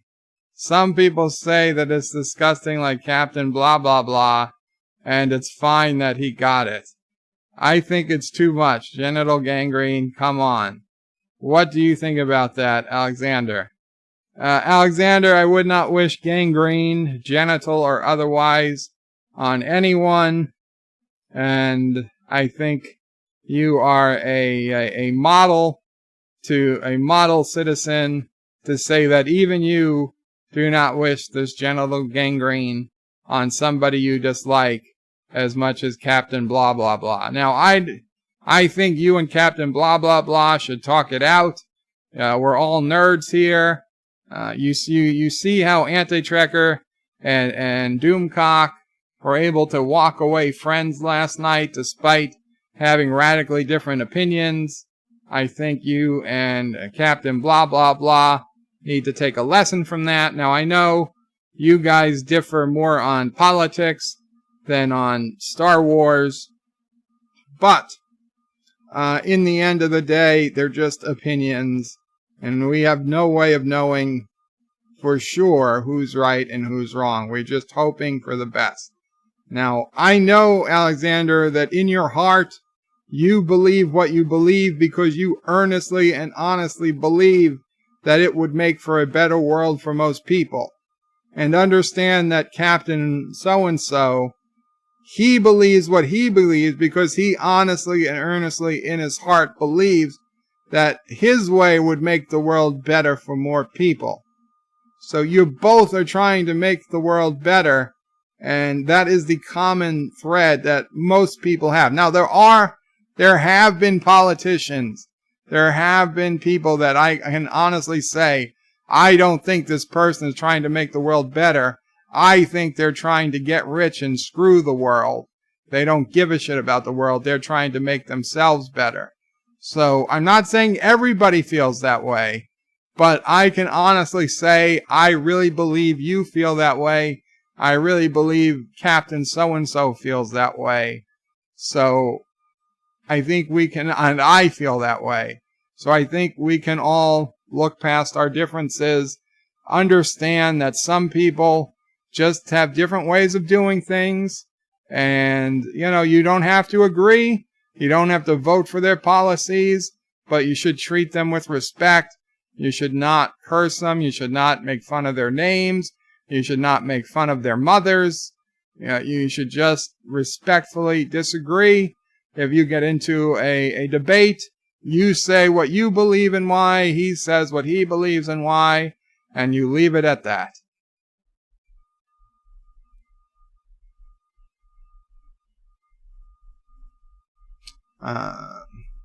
Peter Quinn says, I put the link in Discord, Bird of Prey. Read at your leisure. Thank you, Peter. Springtime says, Bird of Prey, how should we watch Star Trek Picard? Drunks or on drugs on handcuffed to the chair? Drunk, I guess. I mean, if you've got somebody to handcuff you to the chair, I mean, maybe that would be better depending on who it is that's handcuffing you to the chair. That's a personal decision, Springtime, you're gonna have to make. I don't know who's gonna, if your buddy's gonna be handcuffing you to the chair or a significant other, I think it makes a difference. That's one you're gonna have to decide. And Peter Quinn seems to be putting my code back at me. I don't have my decoding book. Captain MKG, welcome, says, hello, Bird of Prey and all in the chat. Hope you are well. And I think I put my name in a Dear Bop when I was intoxicated. So much for being anonymous. Thank you for your advice. You're welcome, Captain MKG. Peter Quinn says, Bird of Prey, the poof icon. The poop icon, maybe? Alexander says, Bird of Prey, genital gangrene, it's hard. Seriously, come on. Aberjams' Bird of Prey, Dear Bop Monkey. Read Dear Bop. Okay. I stopped reading Dear Bop. I gotta go back to reading Dear Bop because I'm a Dear Bop monkey. This is where I got 4 years of studying electrical engineering, an amazing GPA, 10 years experience in the industry, and I'm a Dear Bop monkey on YouTube. Dear Bop, my harem of she-males is getting out of line. I starve them, I flog them, I even force them to watch Rise of Skywalker on an infinite loop, but no matter what I do, they still refuse to acknowledge the genius of Rian Johnson. How do you keep your harem from rebelling? To be clear, my harem is not of she-males. It's of, natural women who generally have a different political ideas than I do. You can't be flogging them, okay? I know you want to. I know they say these things and you're like, I can't believe that you said that, and you want to say 5 lashes for saying that, and I'm going to beat the Green New Deal out of you, but that doesn't work. Okay, you can't do that. I suggest that when they start talking nonsense, you send them to the mines. You send them to the uranium mines with the orphans. Come back for them in a week. If they're still giving you lip, you leave them there for a month. And probably by the time that month is up, they realize the mistake of their ways, and they'll be more quiet and more accepting and approving of your superior ideas and intellect. That's much better than flogging and making them watch Rise of Skywalker on an infinite loop. If you make them watch Rise of Skywalker on an infinite loop, you are literally going to be destroying their brains. And if you do that, then you don't have, they become useless. They become literally useless, worse than useless. So don't do that. Just hard work and isolation, and they'll come around.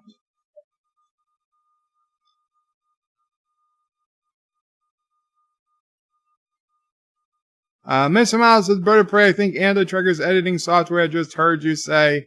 I did not say that. Aberjam says, Bird of Prey, read Dear Bob. Peter Quinn says, I'm not sure if the gay icon will appear. I don't know. What do you mean the gay icon? You know what? I don't want to know.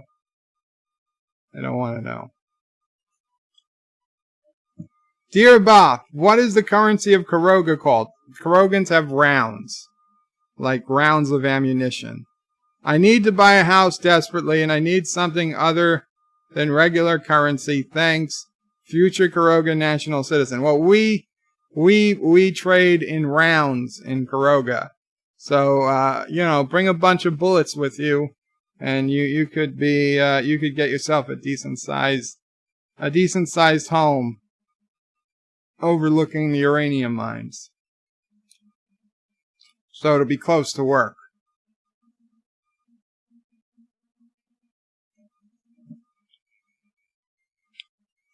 Dear Bop, what did Mama Prey say after Doomcock sang? She was so happy. She said, tell him thank you. Tell Anti-Trekker thank you. Tell Trek 95 thank you. Which I did. I did at the beginning of the stream. And I told everybody on Midnight's Edge thank you. She was very happy, and as was I, because like she told you guys yesterday, just hearing those songs reminds her of better days, past days. Although that particular song was not one her uncle sang, but she still just really likes it. I like the way Doomcock sings that. She likes the way Doomcock sings it. And he does. He's very good. He is very good. So thank you for whoever asked that. That's what she was, just very thankful. As was I, because I was afraid he might sing it either when we were already asleep, or he might say, I appreciate it, but, come back on my Friday stream and we'll sing it then. Because I know he doesn't often sing off when he's not on his own stream. So it was very cool of the Midnight's Edge guys to allow that to happen. Dear Sassy, Dear Sassy, what kind of beagles, free range or puppy mill, will you use in the Kurogan famous fast food Beagle Bites? Signed, Head of Robot Hell Food and Drug Administration, RHFDA. Sassy? You have an answer? Okay, well, Sassy's asleep, but Mama Prey confirms that Sassy and Kuroga, we do not have beagle meat. We do not use puppies or beagles as a food source, ever. We will use Turtistani orphans as a food source before we use beagles. I'm not saying we do use them. I'm just saying if it came down to it, we would use the orphans before we'd use the beagles. Currently, we don't use the only meat used in Kuroga is beef and pork, chicken, and turkey. That's it. That's it. No, you can't even get lamb in Kuroga. Beef, pork, chicken, or turkey. That's your only meat choices in Kuroga. And fish, various fish that can be fished off the islands of Kuroga. But the actual land-based animals, those are the 4 best or 5 best. So those are the only ones we allow. Because it's nothing but the best here in Kuroga.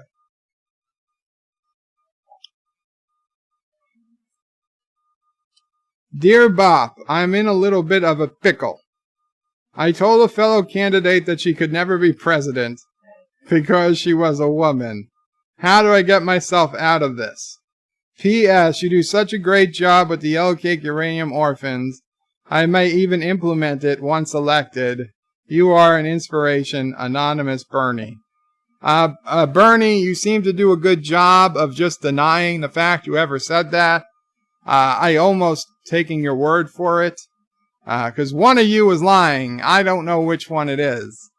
Obviously, it would be a pretty stupid thing to say that a woman couldn't be president. So I don't honestly believe that you looked at Elizabeth Warren and said, hey, a woman can't win the presidency. A woman can't be president. That does boggle the mind. Now, is it possible you said that woman will never be president, talking about Hillary Clinton? I think that's a fair possibility. So is it possible that Elizabeth Warren misunderstood you, right? That she thinks you said one thing, but you said something very similar. And honestly, I think, and I'm giving out free advice to the competition here, I think you guys both got to get your story straight, because right now it's bad for both of you. You've got to come up and figure out what it is you said and what it is she thinks you said, so that you can both feel vindicated. And you can agree, you both agree that she said, well, he might have said this and I misheard him. And I thought he said a woman couldn't be president, but he actually said that woman can't be president. Yes, Mama Pray, your wisdom is always welcome here, but come closer to the microphone. There's no camera. My question, Oh. when did you supposedly say it? Yes, so 5 years ago? 30 years ago? Mama Pray is wondering, when did Anonymous Bernie say a woman couldn't be president? Now, by looking at the debate, it seemed like Bernie thought that he said this like within the last year. And Elizabeth Warren didn't seem to say that you said this 10 years ago. She also made it seem like it was a very recent thing. So I'm assuming he said that within the last, year or two. Supposedly said it. Right, because I'm not sure that he did. Although the debate moderators certainly assumed that he did. Even though he denied it, he said they kept asking questions as if he did say it. So yeah, free advice is you guys got to get together and find a way to work it out so that neither of you have to admit you lied. Now, even if one of you wants to admit you lied, yes, that's best. But we all know that's never ever going to happen. So you've got to de-escalate it. So one of you has to admit that you might have misspoke or that you might have misheard, and possibly both. So Bernie has to say that he thought he said that she would never be president, meaning Hillary Clinton, or that woman would never be president, meaning Hillary Clinton, and Elizabeth Warren has to admit that maybe she misunderstood Bernie, saying she would never be president. She took it to mean Elizabeth Warren would never be president, or that woman would never be president, and she took it to hear that a woman would never be president. You know, those are easy mistakes for old people to make, right? We would all believe that an old person might mishear somebody saying that, specifically an old person. Not to say that anybody of any age might mistakenly hear that, but it's especially prevalent. Okay, so I'm getting told 2018 is when it was said, is when it's claimed it was said. So fine, 2018, that's what I said, in the last year, or two. So 2 years, fine. That's what they need to come up with. That they need to agree that one of them either misspoke or misheard, and that they apologize to each other and to move on and not keep bringing it up as an issue. Honestly, I would believe Bernie Sanders right now over Elizabeth Warren, for the sole purpose that Elizabeth Warren seemed to have already had a pre-planned statement, that it was already, she pre-planned to bring this topic up tonight, and that Bernie was totally dumbfounded by her saying it. And it looked like it was her goal to bring this up tonight to cause an issue. Now, I don't know for sure who, and by tonight I mean the other night, 2 nights ago.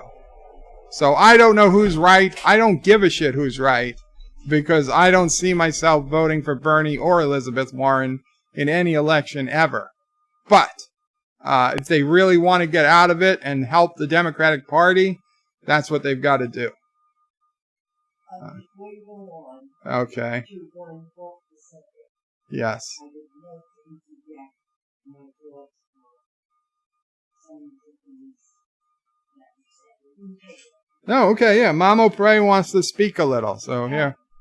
We're gonna hold off on Dear Bops, and we're gonna go to Mamo Prey. Welcome, Mamo Prey, to the stream. Hi, everybody. I hope after I say what I'm about to say, everybody doesn't stop watching or listening to Bird. Just a heads up, it was 2018 that this was.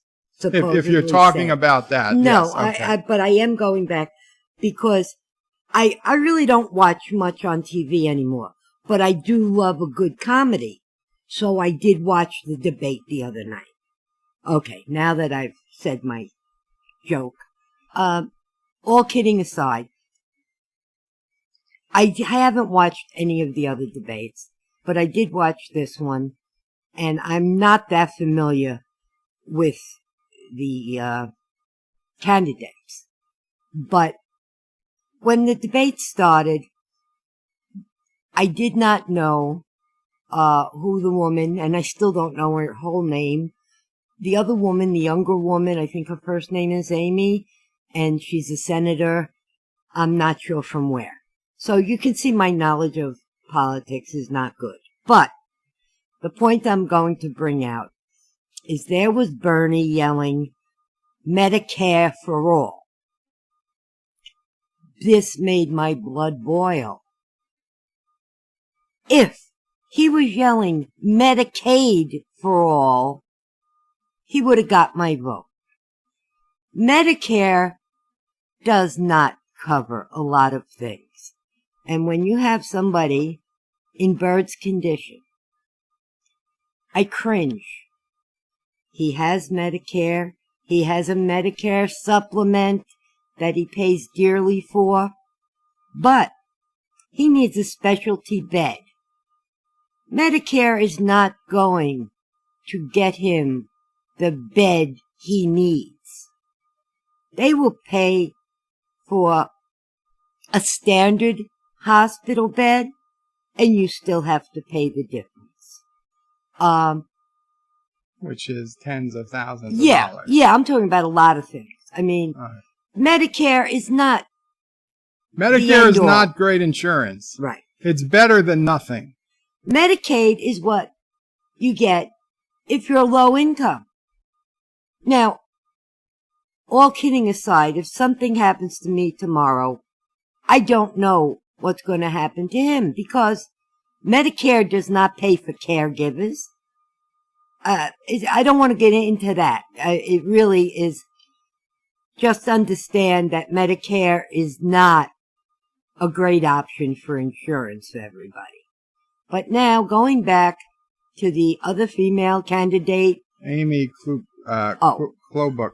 Oh, that's why I don't know her name. She's the senator from Minnesota. Okay.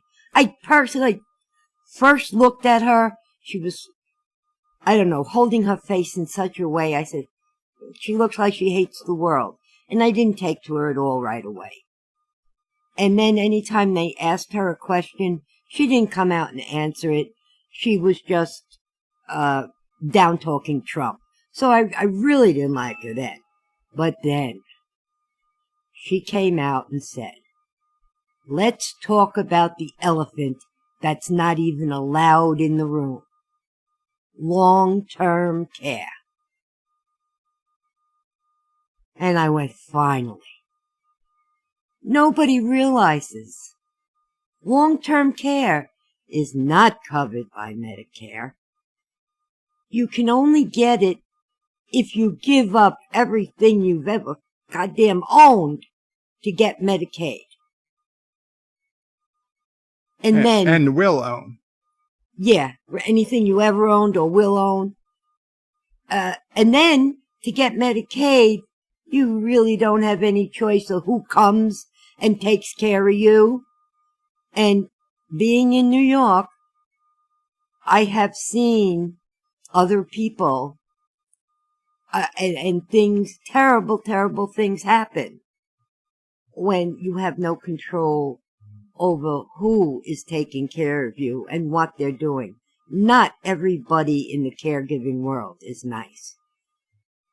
I pray to God for Camille every day and want her life to be long and happy.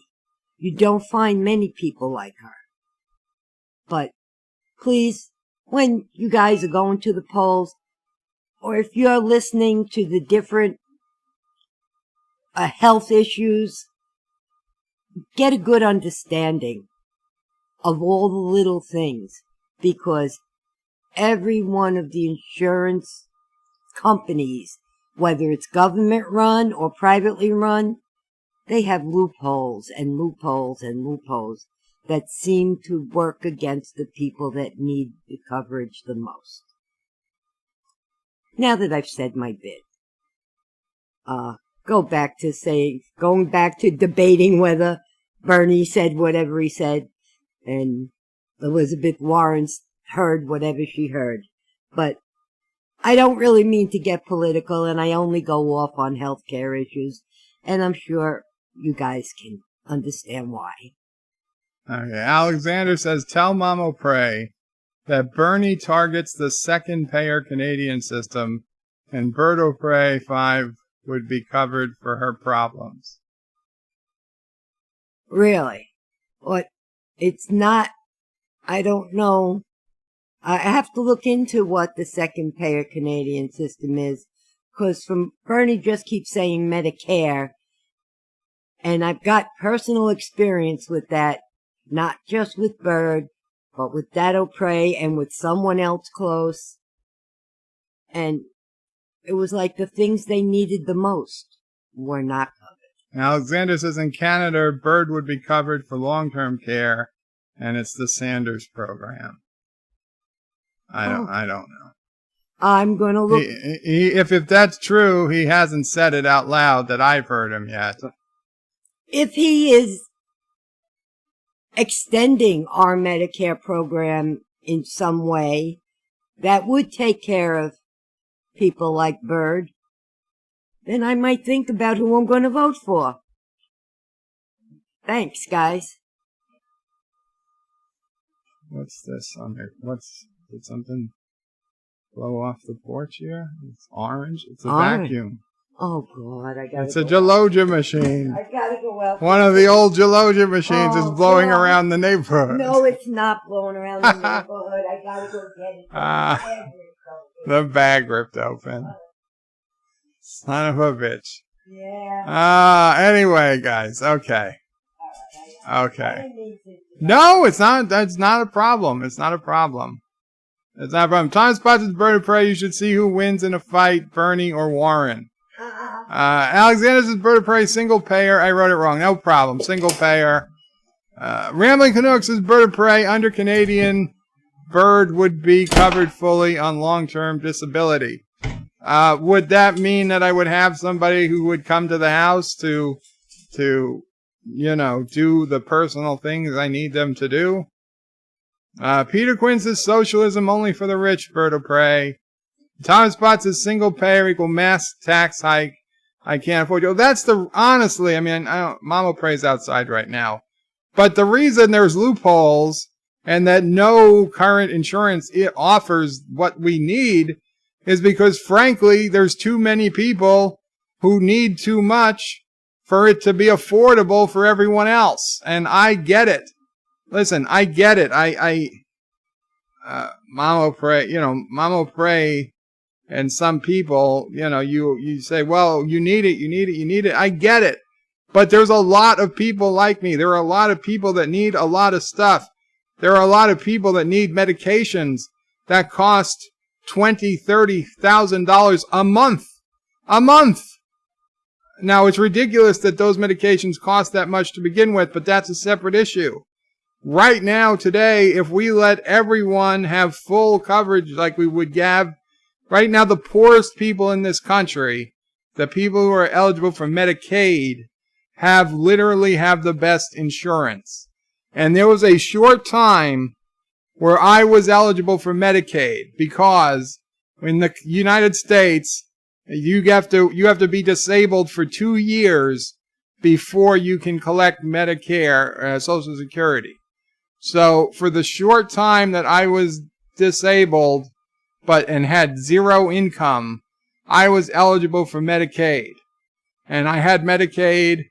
And let me tell you, when you have Medicaid and you go to the hospital, you are treated like a goddamn royalty. They will fix every problem you have. You go to Medicaid and I went to Medicaid, they were asking me if I could any more problems. They wanted to fix everything. I had an ingrown toenail. They sent in a podiatrist to fix the toenail. I had a bad mark on my back. They sent nurses to dress wounds on my back.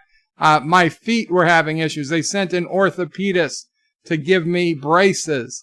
Braces for my legs. They sent in physical therapists. They sent in the whole goddamn hospital. They rush to your bedside when you have Medicaid because they know they will get paid for anything they can put to it. So they will take great care of you. Or at least they did back in the day. When Medicaid ran out and I went to Medicare and I went to the hospital and I expected that, they're going to help me because I had 2 issues. No, it was a very rude awakening. I went to the hospital. I only told the ambulance the most major issue.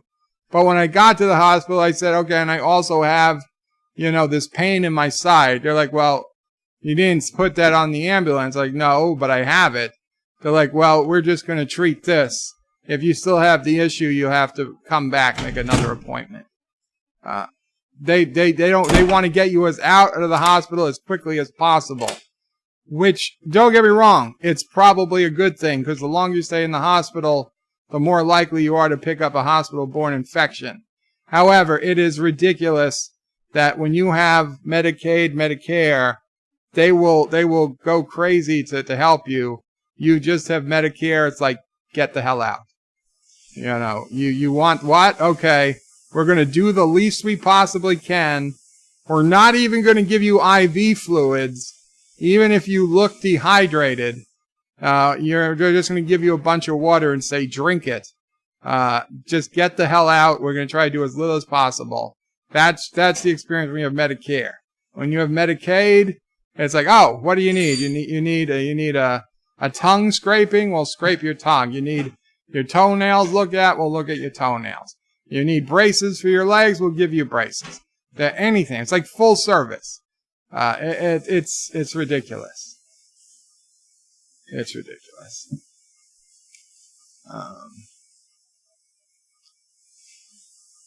Shrumore says, come on, fellow nerds. 30 watching, only 26 likes.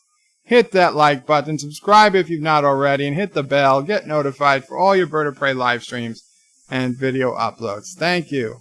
Alexander says, Bird of Prey in Canada, there are single-payer health care and single-payer drugs, too. Rambling Canucks says, Bird of Prey, yes, my father had full home care and did not pay a dime because it was covered under a healthcare system, and he had a nurse and a shower guy, a cleaner, and your meds would be covered as mine are. Interesting. Alexander says, Bird of Prey, the prices you have in USA are linked to the system you have. Single payer reduces the cost by 4 in the health system. Medical drugs are 10 times cheaper also. And I've talked about this, Alexander. I just don't know if we kept reducing the price of drugs, would any company still make these drugs? Peter Quinn's, and by make, I mean research new ones. Peter Quinn says, my mother, who was a retired nurse, treated everyone the same, Bird of Prey. Unless you were a jerk, then you got special treatment.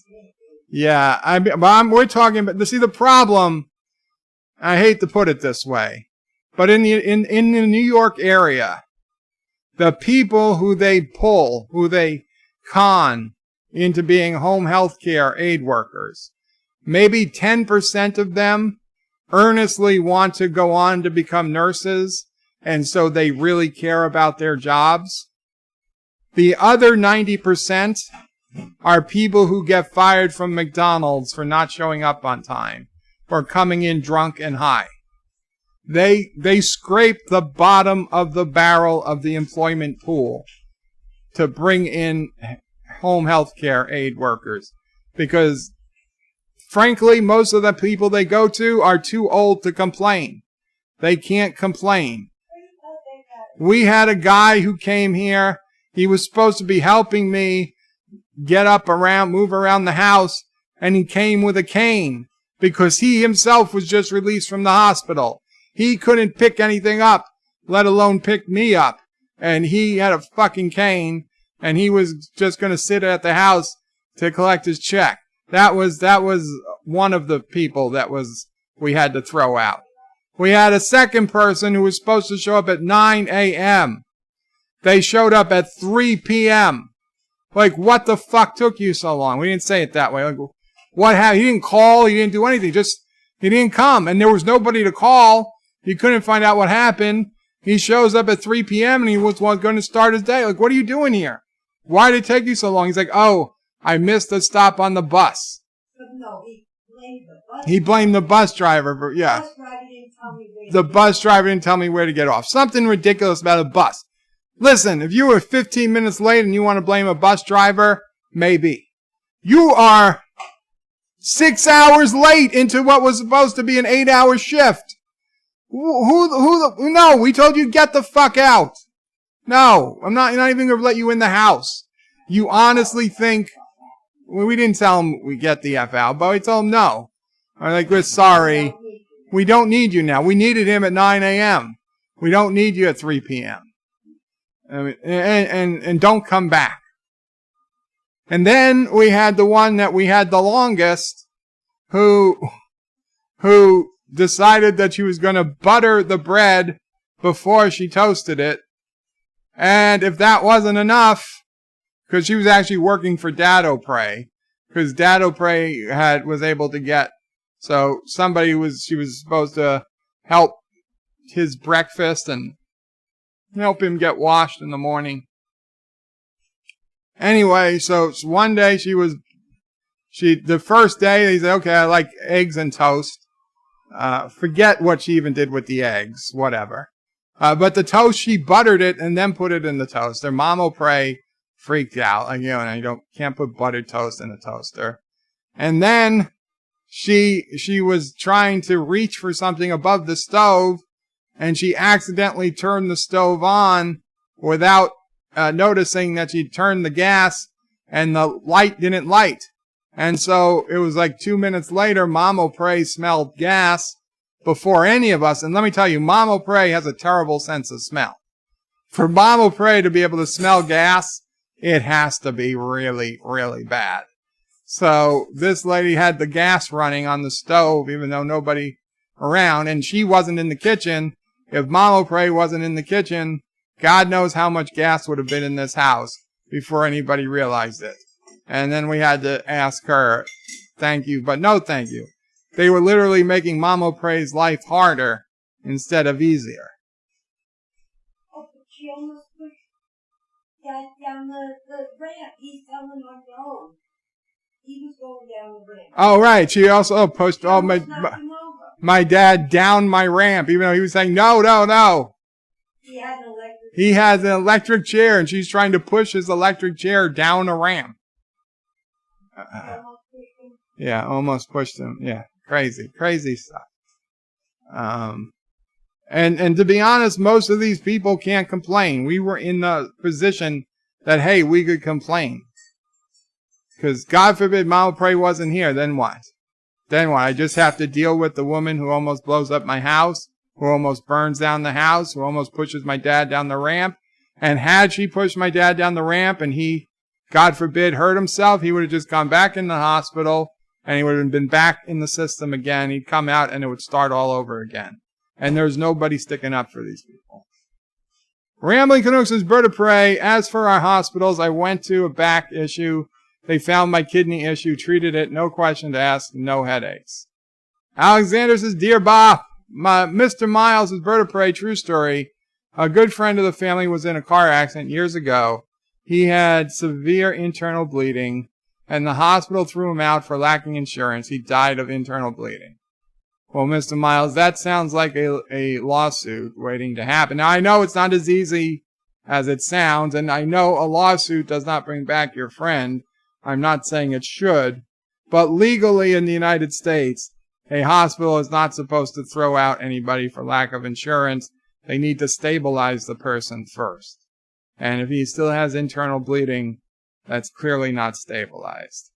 That is a mistake, and I hate, it's horrible. I feel terrible, but that's not the system working as it should. These things are the system working as they're supposed to work. Thomas is Bird of Prey. Trust the U.S. government has never been lower, but people trust them to run health. Yeah. Peter Quinn says care workers here, Bird of Prey. Are they good? You can't blame the guy with the cane, Bird of Prey. Probably low paid. Well, I can blame somebody. He's the one who took the job saying that he was going to be able to help me move around the house. So, yeah, he's probably low paid. I'm sure he was low paid.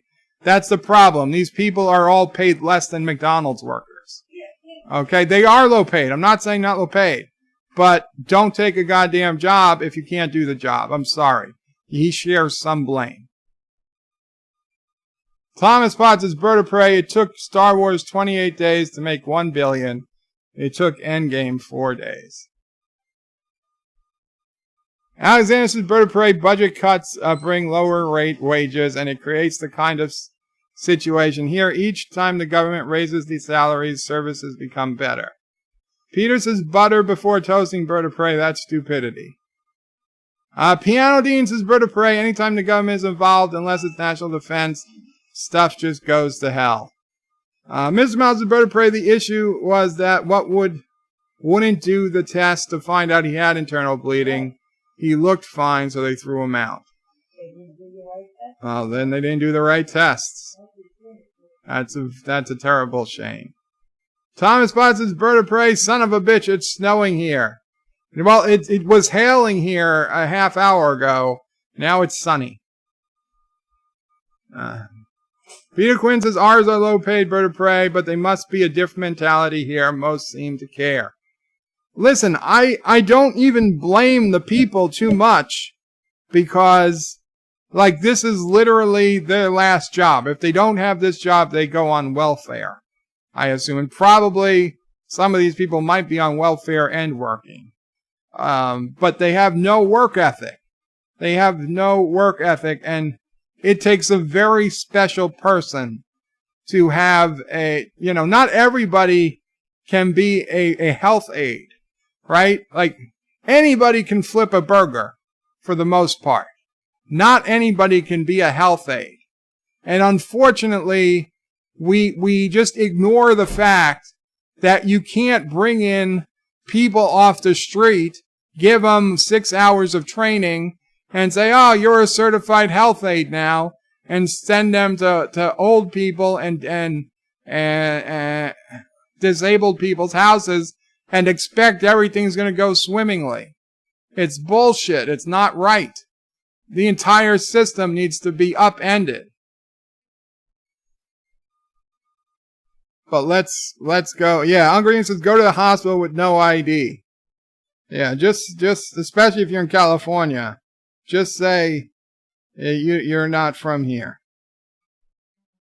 Although Mr. Miles is in California, so was that... I'm sorry, Mr. Miles. I don't know the details. I don't want to bring up, but there are a lot of people getting a lot of help in California who clearly have no insurance. Okay, let's get back to Dear Bop. Let's see if we can finish these Dear Bops. Although I will leave some for tomorrow if I have to, because tomorrow we'll also do Dear Bop. I do want to do the bridge. Alexander says, Dear Bop, my friend is on a quest. He decided we needed absolutely a Rose Tico series. He wants it at all costs. He already has help. His entire fan club of she-males support him in that. But he didn't already succeed. Do you have strategies that could help him get his Rose Tico series? Alexander. Well, Alexander, it would be the same thing with anything. Go make a change.org petition. Tweet it. Get a hashtag, we want Rose or something. Tweet it out to every celebrity individually. Don't groups text it to 10 celebrities at a time. Write a little Twitter to each and every celebrity that might possibly be interested, and then start on those that you don't know if they're interested or not. But just on the off chance that William Shatner wants a Rose Tico series, tweet William Shatner. Tweet Meghan Merkel, if she even has one anymore. Tweet all of these people and say, we want Rose Tico series. Hashtag we want Rose. Link it to a change.org petition. Make YouTube videos about it. Link the YouTube videos to the petition. Link the petition to the YouTube videos. Link everything to Twitter. Do it again on Instagram.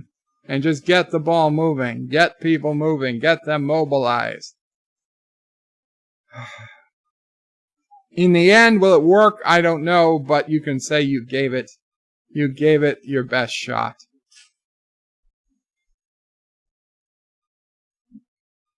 Dear Bop, I have a computer problem. Are you good with that kind of thing? Here's what's up. Only one USB port is working in the back. It's a USB 3, I think. I have a splitter to plug everything in. How would I fix this? Well, if you have a dedicated card that has the USB ports, the easiest thing would just be buy a new USB card. if the USB port is coming off your motherboard via a wire, you could double check that wire is tight and it's connected to wherever it needs to be connected.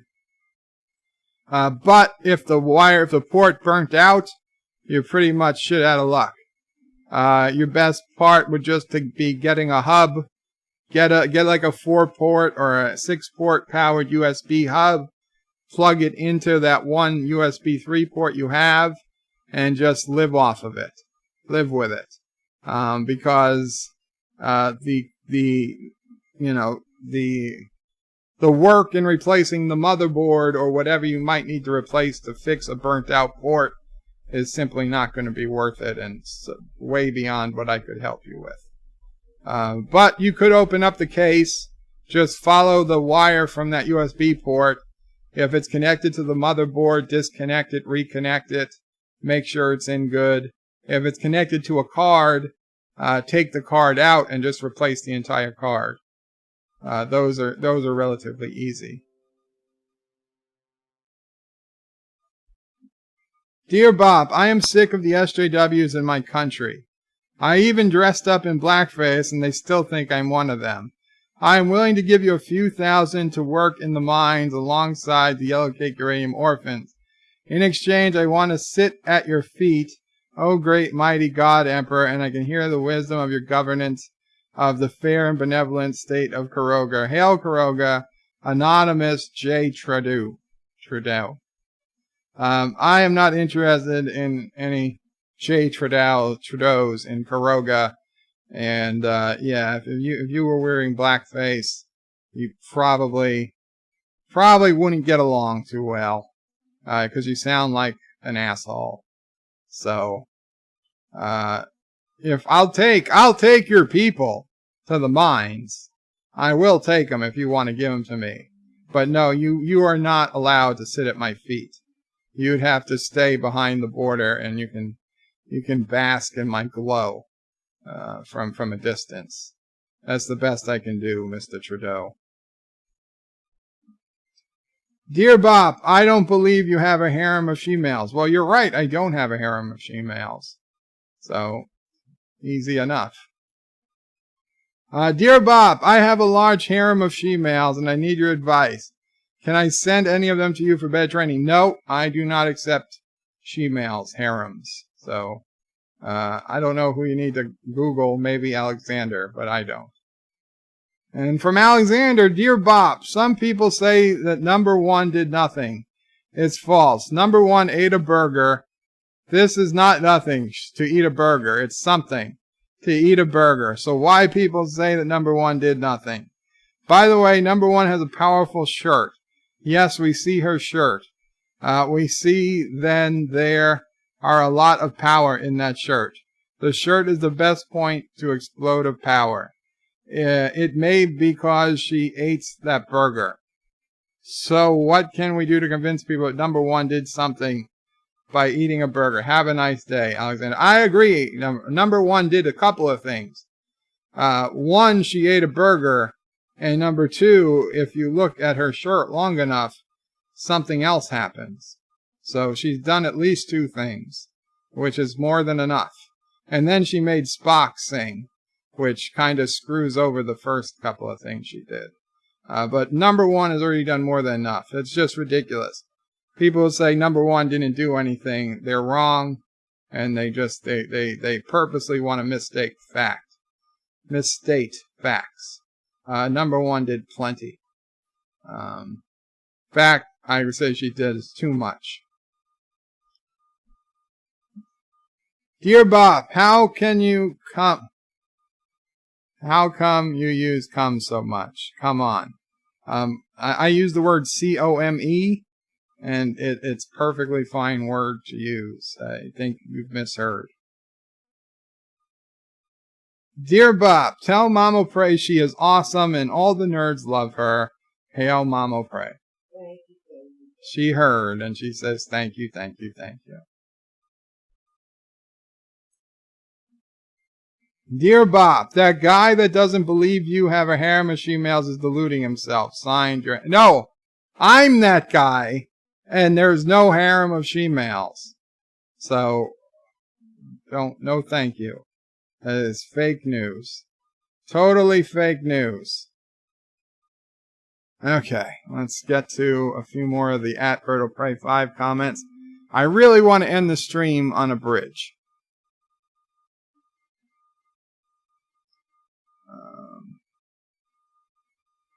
Thomas Spots is Bird of Prey, Karoga Health School teacher. What is this? Student, a needle. Teacher says, congratulations, you're a doctor now. Mason Miles says, Bird of Prey, I did say it happened years ago. It's nothing recent, but it's something I just will never forgive or forget or forgive. Well, I don't know what the laws were years ago, but, I mean, not everything has been terrible, I will tell you. As much as I disagree with Barack Obama on many things, him taking the cap off of medical plans, I think was the right thing. Okay? Preventing, not disallowing people who have a pre-existing condition from getting insurance, I think it was a good thing.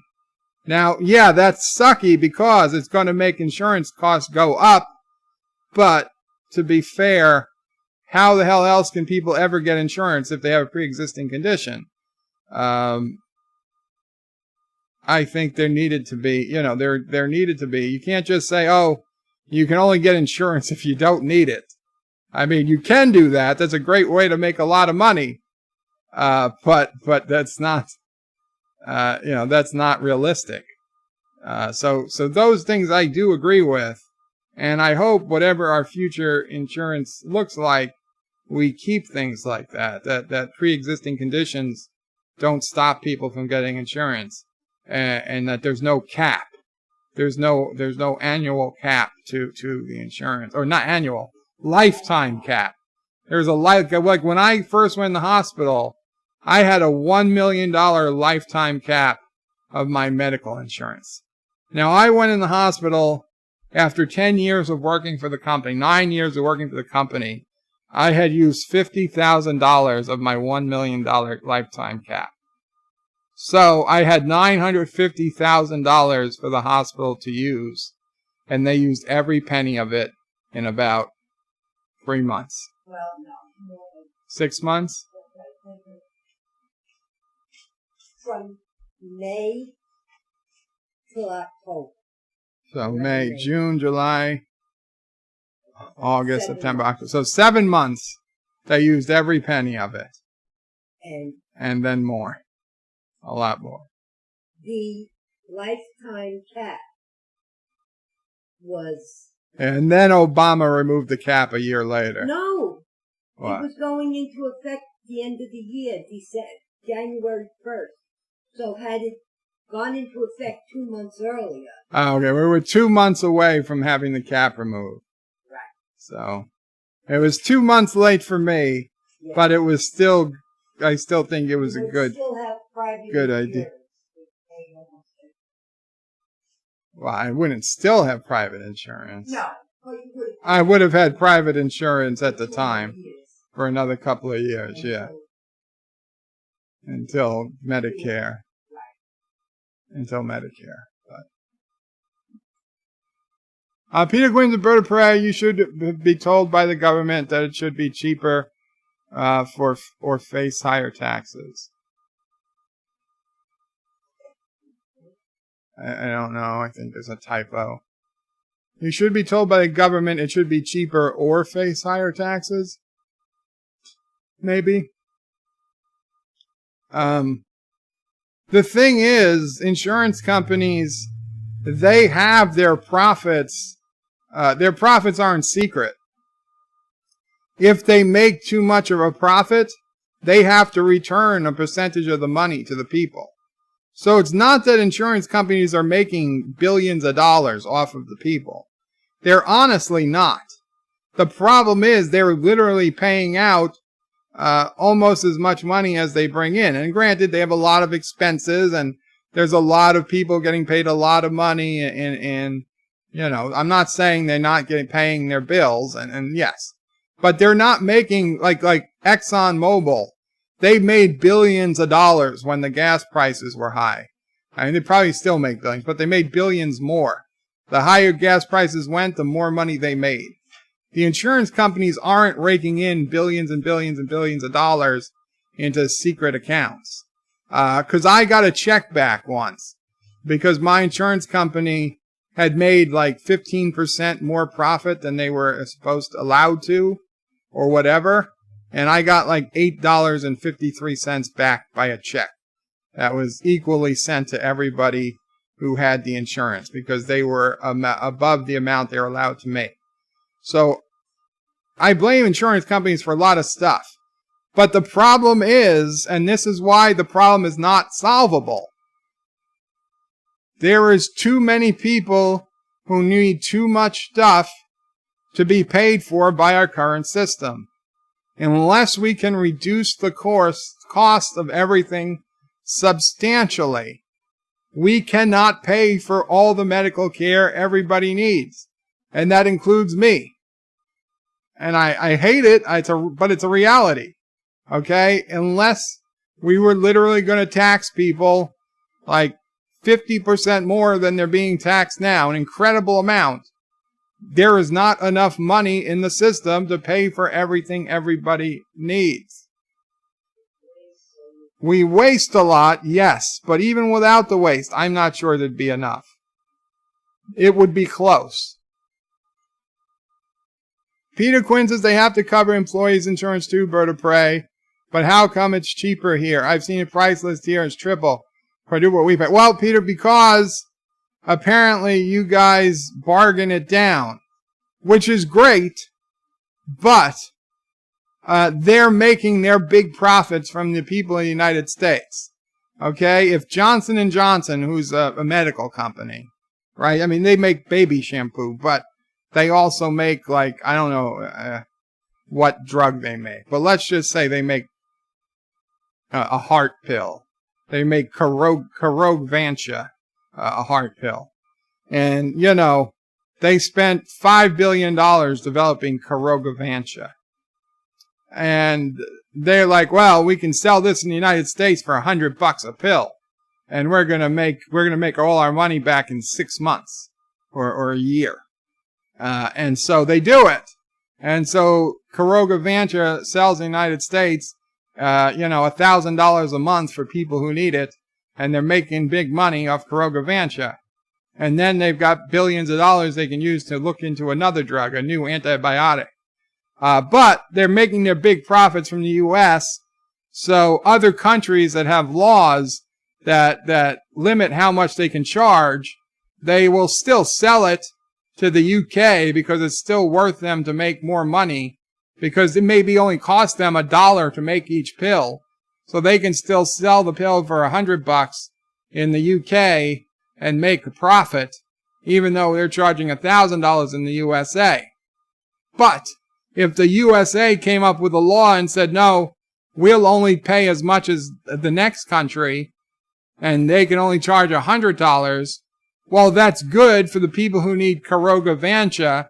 Their prices are going to come way down. But that's really, really bad for the people who need the next new drug or the drug after that. Because without those billions of dollars coming in, they're going to stop innovating. They're going to stop looking for the next big drug, because if they can't make their money back in 6 months or a year, it's a bad investment for them.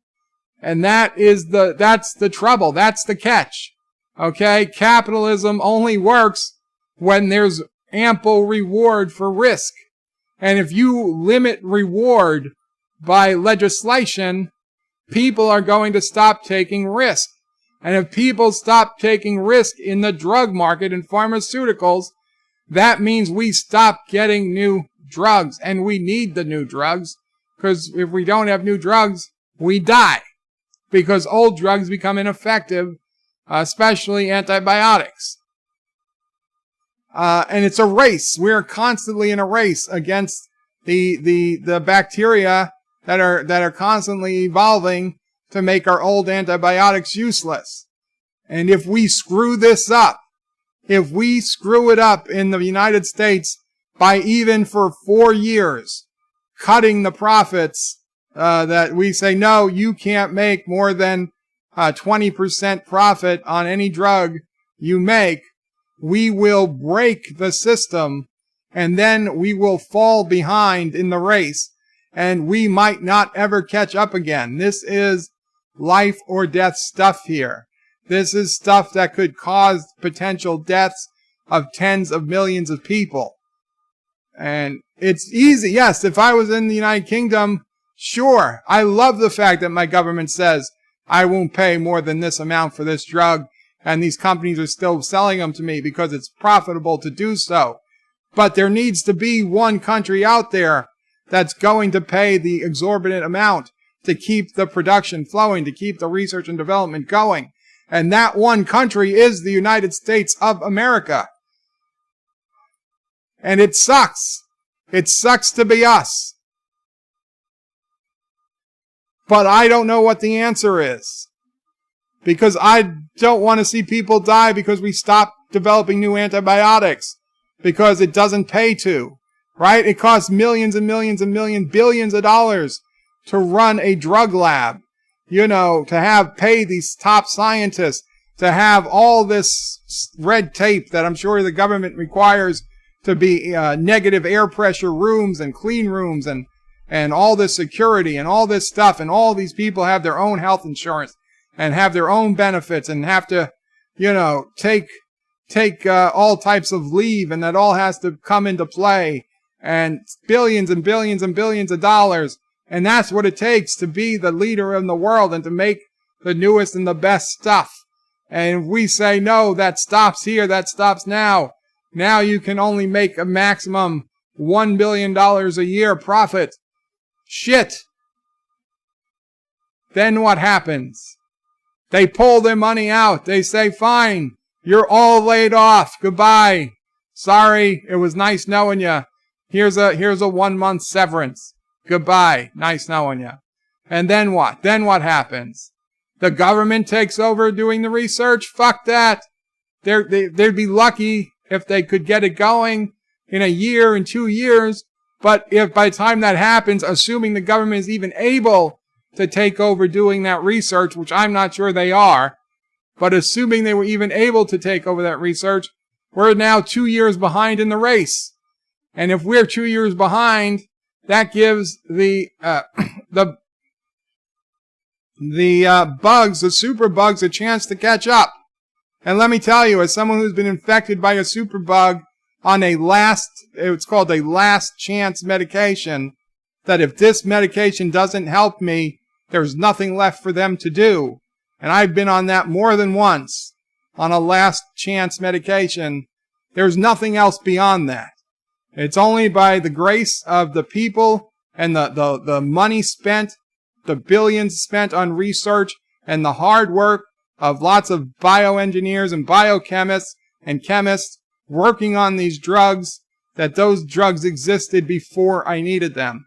And we're getting to the point that it's getting closer and closer, that there's not going to be enough drugs to fill it up.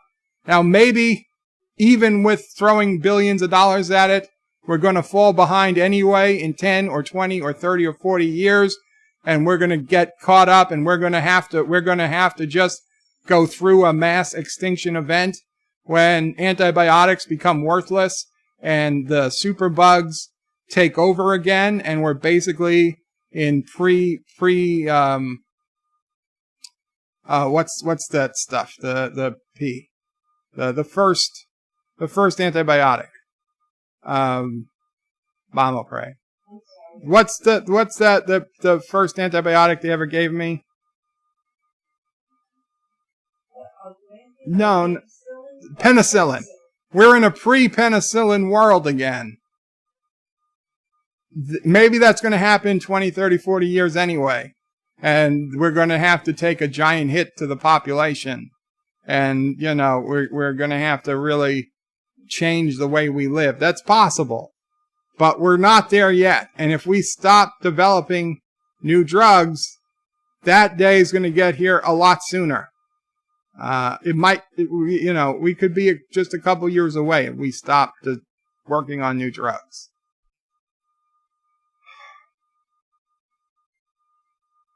Oh. I know, I've been talking for quite a while without stopping.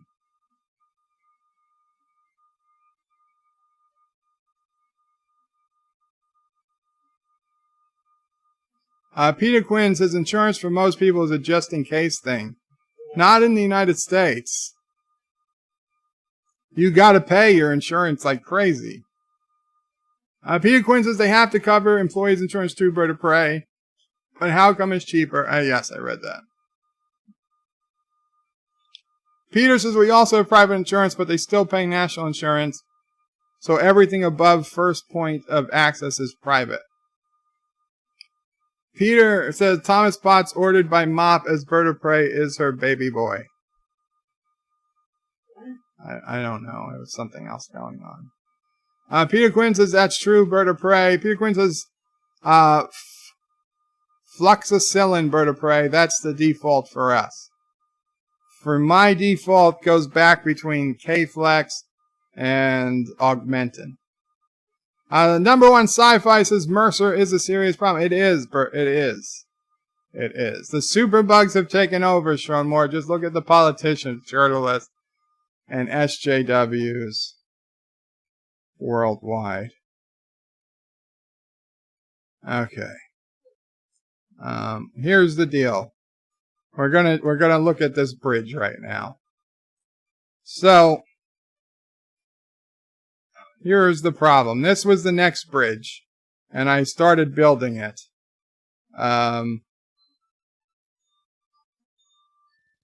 And it needs to go up, and then that goes up, and then that's got to drive off. And okay, I'm hitting space because I don't want it to. That was your cell phone ringing. But the problem is, I spent a while, and I'm still $1,600 over budget on this bridge. Now, I already brought the budget down by $2,000 by removing a lot of extra pieces that I didn't need. But I'm still $1,600 over budget. Now, what I have realized is that replacing a piece of wood with a piece of rope doesn't save money. It's actually more expensive to do a piece of rope than a piece of wood. However, I have replaced several pieces of wood with single pieces of rope, so that did save some money. So, like right here, I might be able to replace that with rope, but that wouldn't save me any money. What saves me money is if I can replace two pieces of wood with a rope. Now, I'm looking at this here, and I'm thinking maybe we could get rid of this and just use a single piece of wood. No, it doesn't fit. Come on. Okay, but wait, we can bring it down. There we go. There we go.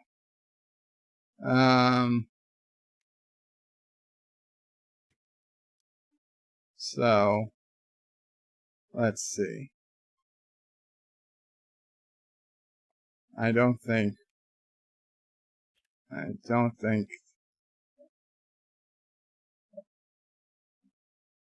don't know. I don't think that's gonna work. It might. But we're still $1,300. We're still $1,384 over budget. So we saved a couple $100. So we're $1,384 over budget. We still need to save some money. Peter Gwynn says play Grand Theft Auto 5. Not today, Peter. I'm sorry. It would take too long. Thomas Potts says Bird of Prey, were you drunk when you made that bridge? Agreement wants me to play Postal. I wasn't drunk when I made the bridge, Thomas. I was listening to Cinnabon's Insomnia stream and playing the game at the same time. I think something needs to be done here. Let's see.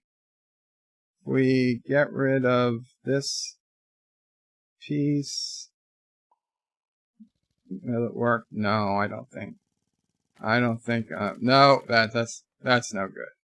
So we can't get rid of that piece, but something's got to be done here. What could we do?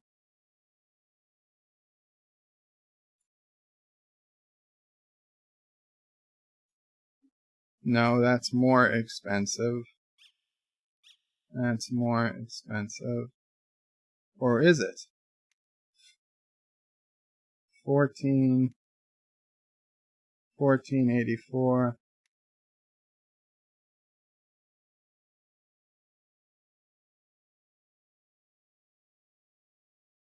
No, it's not. We're closer. It's cheaper. That's cheaper because we made the hydraulic less. We made the hydraulic less, but is it going to work? No, it didn't get close enough. But we can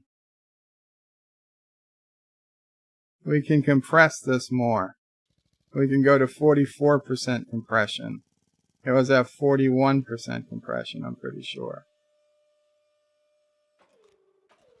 Yes! But, nah, son of a bitch. Son of a bitch. Okay, we need to compress this even more. We need to compress this even more. 48%. 48%. Now, problem is, if I compress it too much, it will break the bridge. It will break the bridge. Oh, it's close! Okay, we're so close. We're now $748.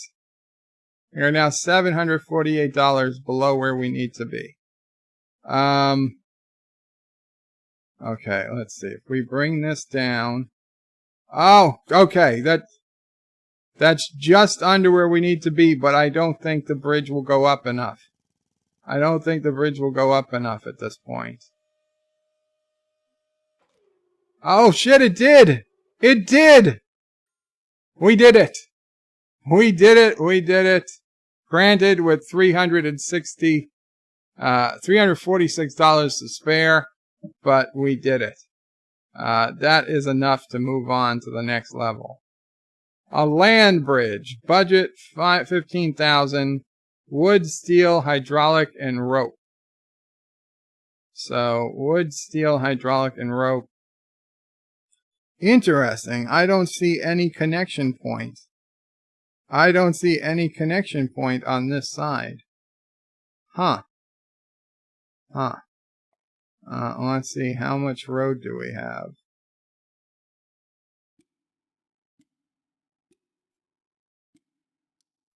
Interesting. That's it. We don't have enough road to connect it. We don't have enough road to connect it. So, we got plenty of steel. And let's see, what's our budget like? I think if we make this totally out of steel.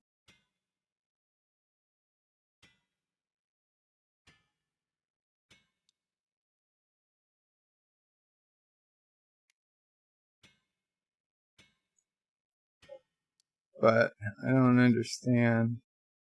How is this gonna work? Okay. I got it. This has to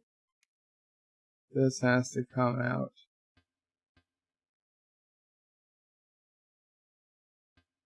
Oh man, this is gonna be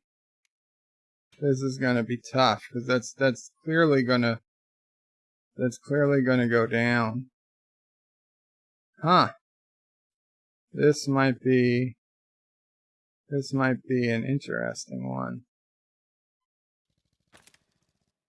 Yeah, I didn't think it was gonna last. Where's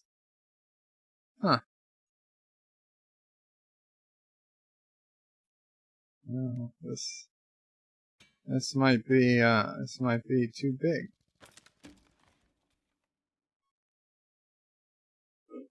I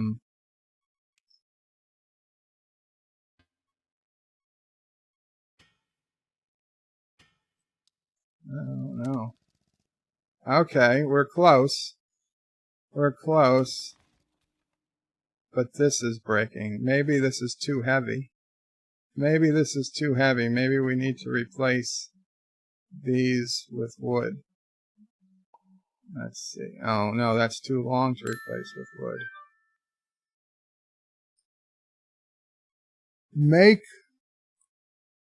Make it like half a drawbridge. There's no place to connect to. Peter Quinn really should be studying. Thomas's Bird of Prey, remove the road. It will be cheaper. And Peter says, hey, Trump will be asking you to build the Alaska to Russia bridge next.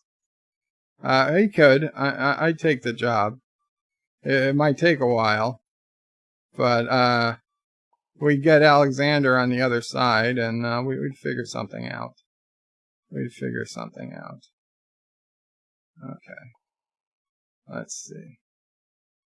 Let's wood this up. That should reduce the weight substantially. And it breaks. And it breaks. Okay, let's get you replaced with wood. Why is it breaking here? Okay, so you have to be steel.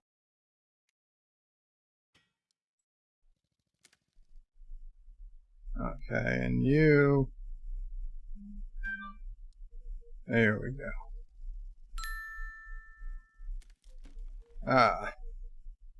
I don't want to know how it's supposed to look.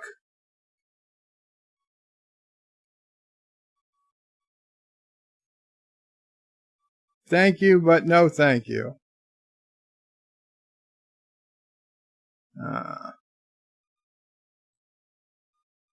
Okay. So what happened there? It went down, but it broke once the car got to the edge. Right, okay. So I think what happens here is we need to...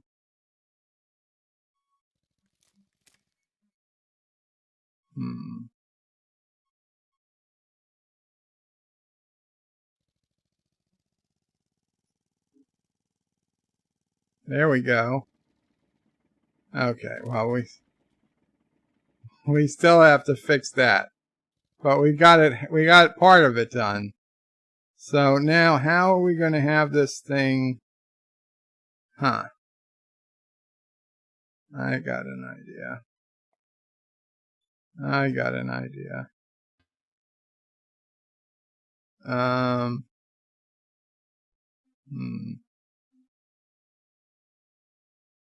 Yeah, I got an idea. Instead of those, we'll do hydraulics.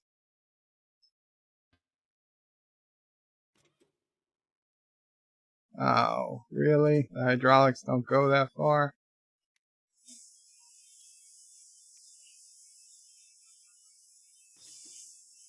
Well,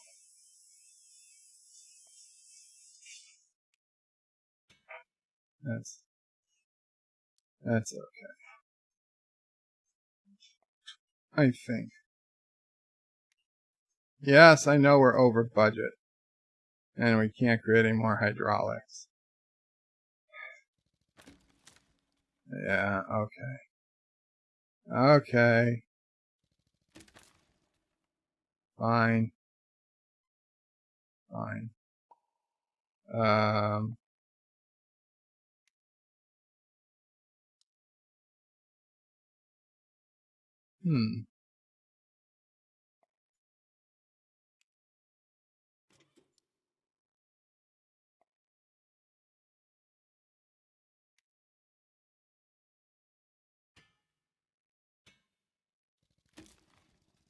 Oh man, that's not good.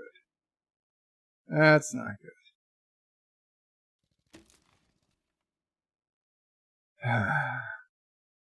I don't know. Where were we before I started this whole plan?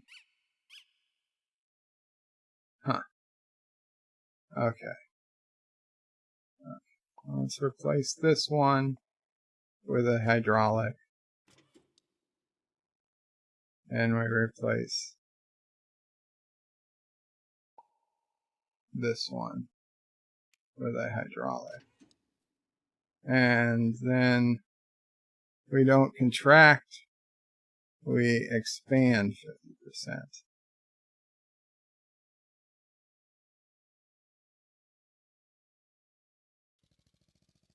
There we go. Oof. But it works. Okay, but we were so close. We were so close. I'm clearly on the right. I'm clearly on the right path here. Let's see. We just.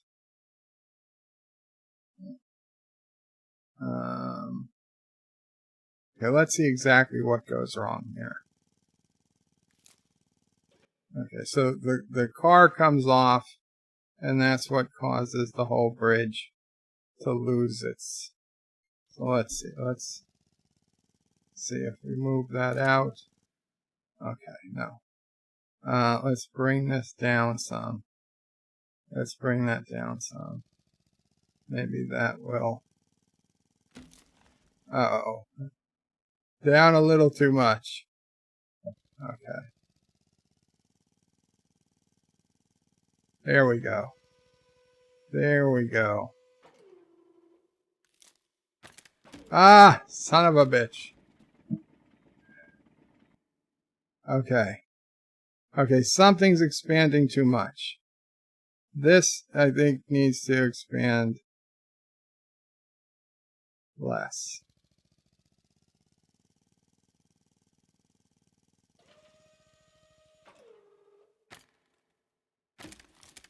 Oh man, we got to.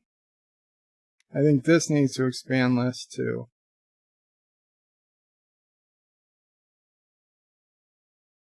No, what's going on here? No, what happened? Redo. Redo. Okay. Let's make sure that works again. It does. Okay. So this. There we go. We'll expand that one at 40%.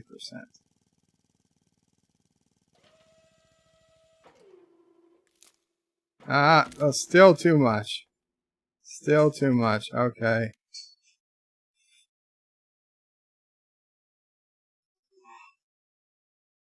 What happened?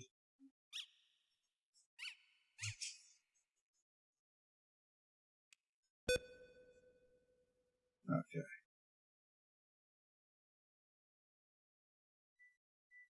18. Oh, this one. This is the one. Expand 30%. Well, 29. 29%.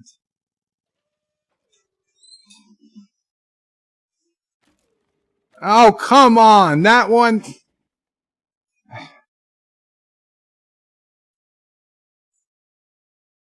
$25.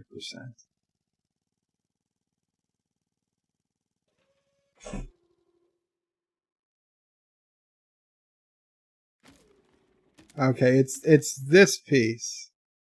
It's this piece here is the problem. So if that piece is expanding, it's because maybe this piece is still expanding too much, or not enough. Maybe this is still expanding too much. Let's bring this down to 18%. Son of a bitch. Okay. Okay, let's put this back up to 25%. And let's put this one back up to 24%.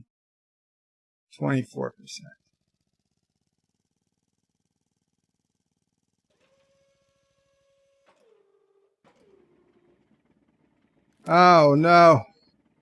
We're not even close, huh? We're not even close. Ah, damn it. Okay, so this needs to expand. I'm not trying to create more hydraulics. This needs to expand the most. It needs to expand 50%. So let's see, how much does this need to expand? 40%? Will that work without destroying the bridge?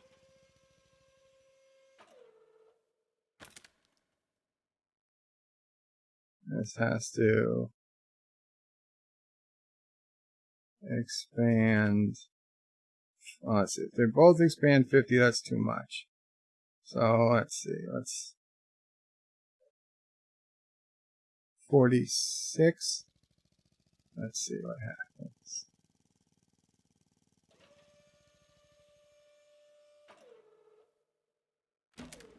Ah, damn it. Damn it, damn it. Okay, let's see.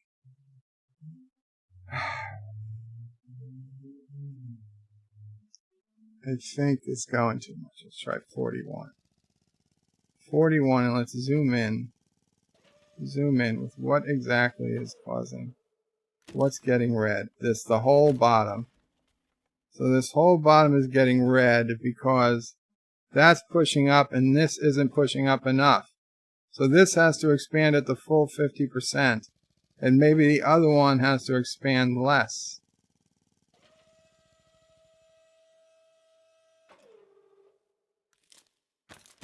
Oh, no, that's just no good. That's just no good. Huh. Maybe.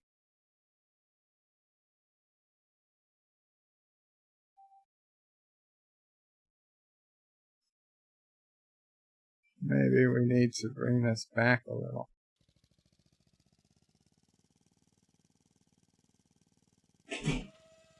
That works. Oh, come on! That was so close!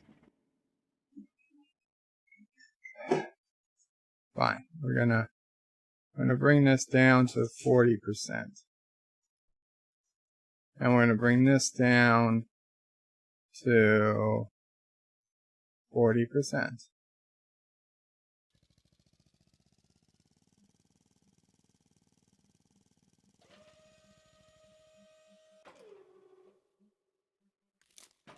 No, you bastards. We need to get this. We need to get this before I'll end the stream.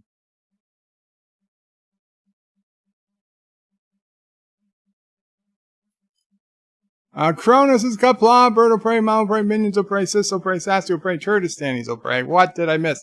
You missed a pretty long and interesting stream. Cronus is Bird will pray, using Kurogans as guinea pigs. How typical. Peter says then we could drive from the UK to the USA, Bird will pray. And Peter says you need to secure it at the other side. There's no place to secure it. Thomas says look at the picture I sent. I don't want to look at the picture. It's cheating. Peter says gives the cars a hover conversion, Bird of Prey. No bridge required. Okay. Okay, here's what we can do. I think we can get rid of one of these roads. Then we save a lot of weight. A ton of weight. We save a ton of weight. So, the question is, can we build a bridge that the car will jump? Will the car make it if it jumps? Oh, it's so close. It's so close. Okay, well, what if we only used half a road section? We didn't have to use the whole road section. That would work. Alright, let's see. And that connects. Come on. Yes! Yes. Now that's a ton of less weight. That's a ton of less weight. Oh, come on, you stupid bridge. But I'm starting to think that we might be okay. We might be okay, yeah. There you go. The bridge doesn't need to get as far. Okay. Okay. We might have done it. We might have done it. Hallelujah. Not yet. Not yet. Freaking awesome, Sassy. Sassy, who's the best bird of prey in the room? Me. Sassy agrees. We are, unfortunately, $38 over budget. We are $38 over budget.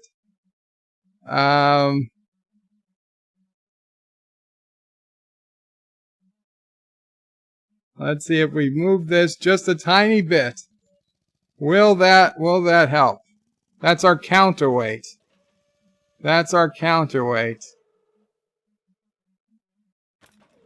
No! Son of a bitch!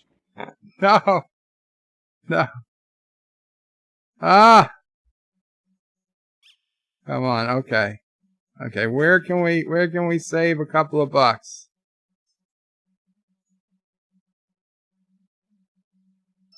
No. Not there. Not there. Okay, this piece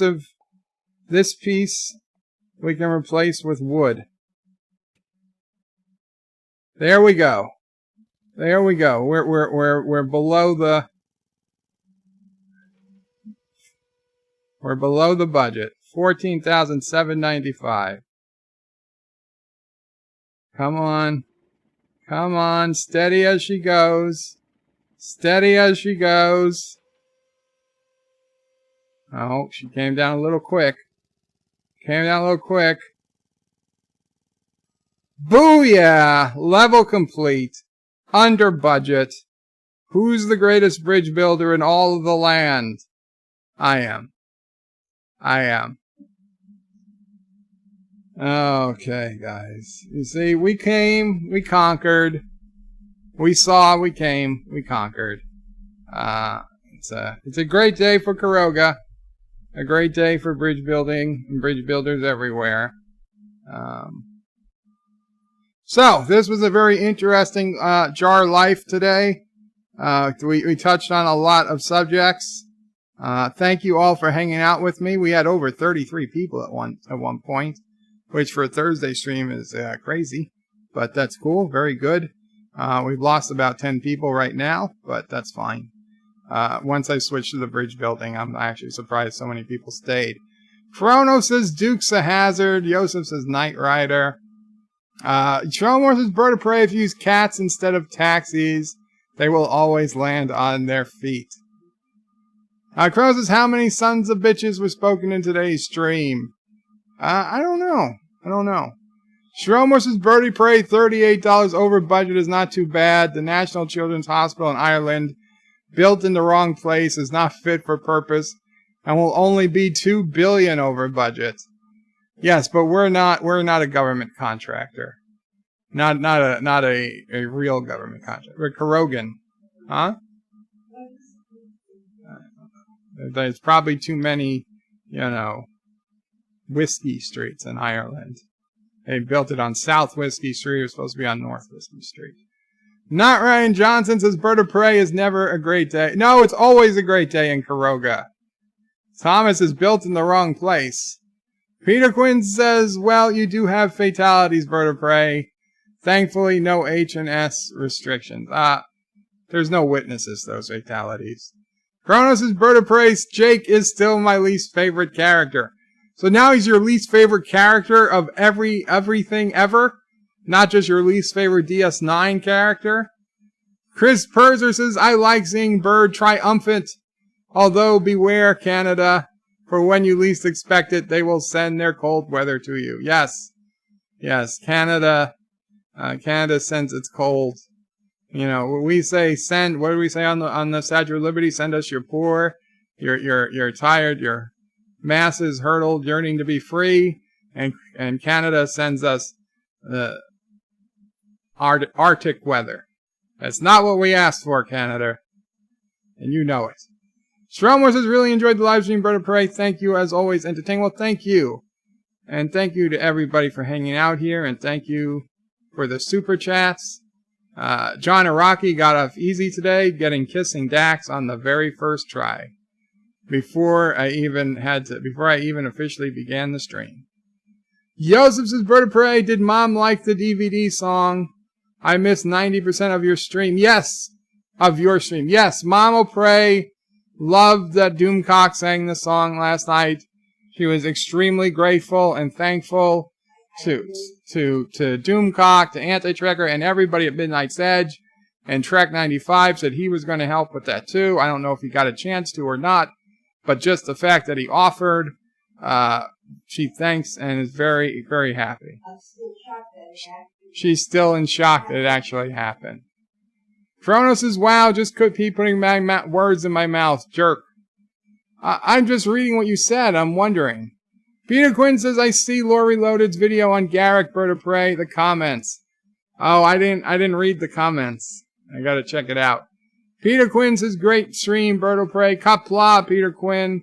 Qapla, everybody. Chris says, Kronos, we're slow to retaliate. And Kronos says, Chris Berzer, you could be playing 5D chess and just call yourself slow. Very sneaky of you. And Kronos confirms Jake is only his worst character, least favorite character in DS9. Which is still shocking, but at least I can accept it. The thought that Jake Sisko was the worst character in television, movie, and novel history, that was just ridiculous. But somehow Kronos hates Jake more than Kai Wynn. I don't have to understand it, but I accept it. You have I will fight for your right, Kronos, to have a terrible opinion on the worst character on Deep Space Nine. Peter Quinn says, Lore to be sued for slander by Garrick. Oh boy. Oh boy. Kronos says, oh Lord. Yeah. Good night all. Take care. Or good evening. Good whatever. Qapla. And tonight, Anti-Trekker stream. If you're awake, I'll see you guys there. Take care. Thank you all for watching my video. Please remember to comment, like, and subscribe. And don't forget to hit that bell icon. Without it, you won't get notifications of new videos. Check out BirdoPrey5.com, the new home of everything Birdo Prey 5 on the web. You can also check out my forum at juot.net. I'm also on social media on Facebook, Twitter, and Gab.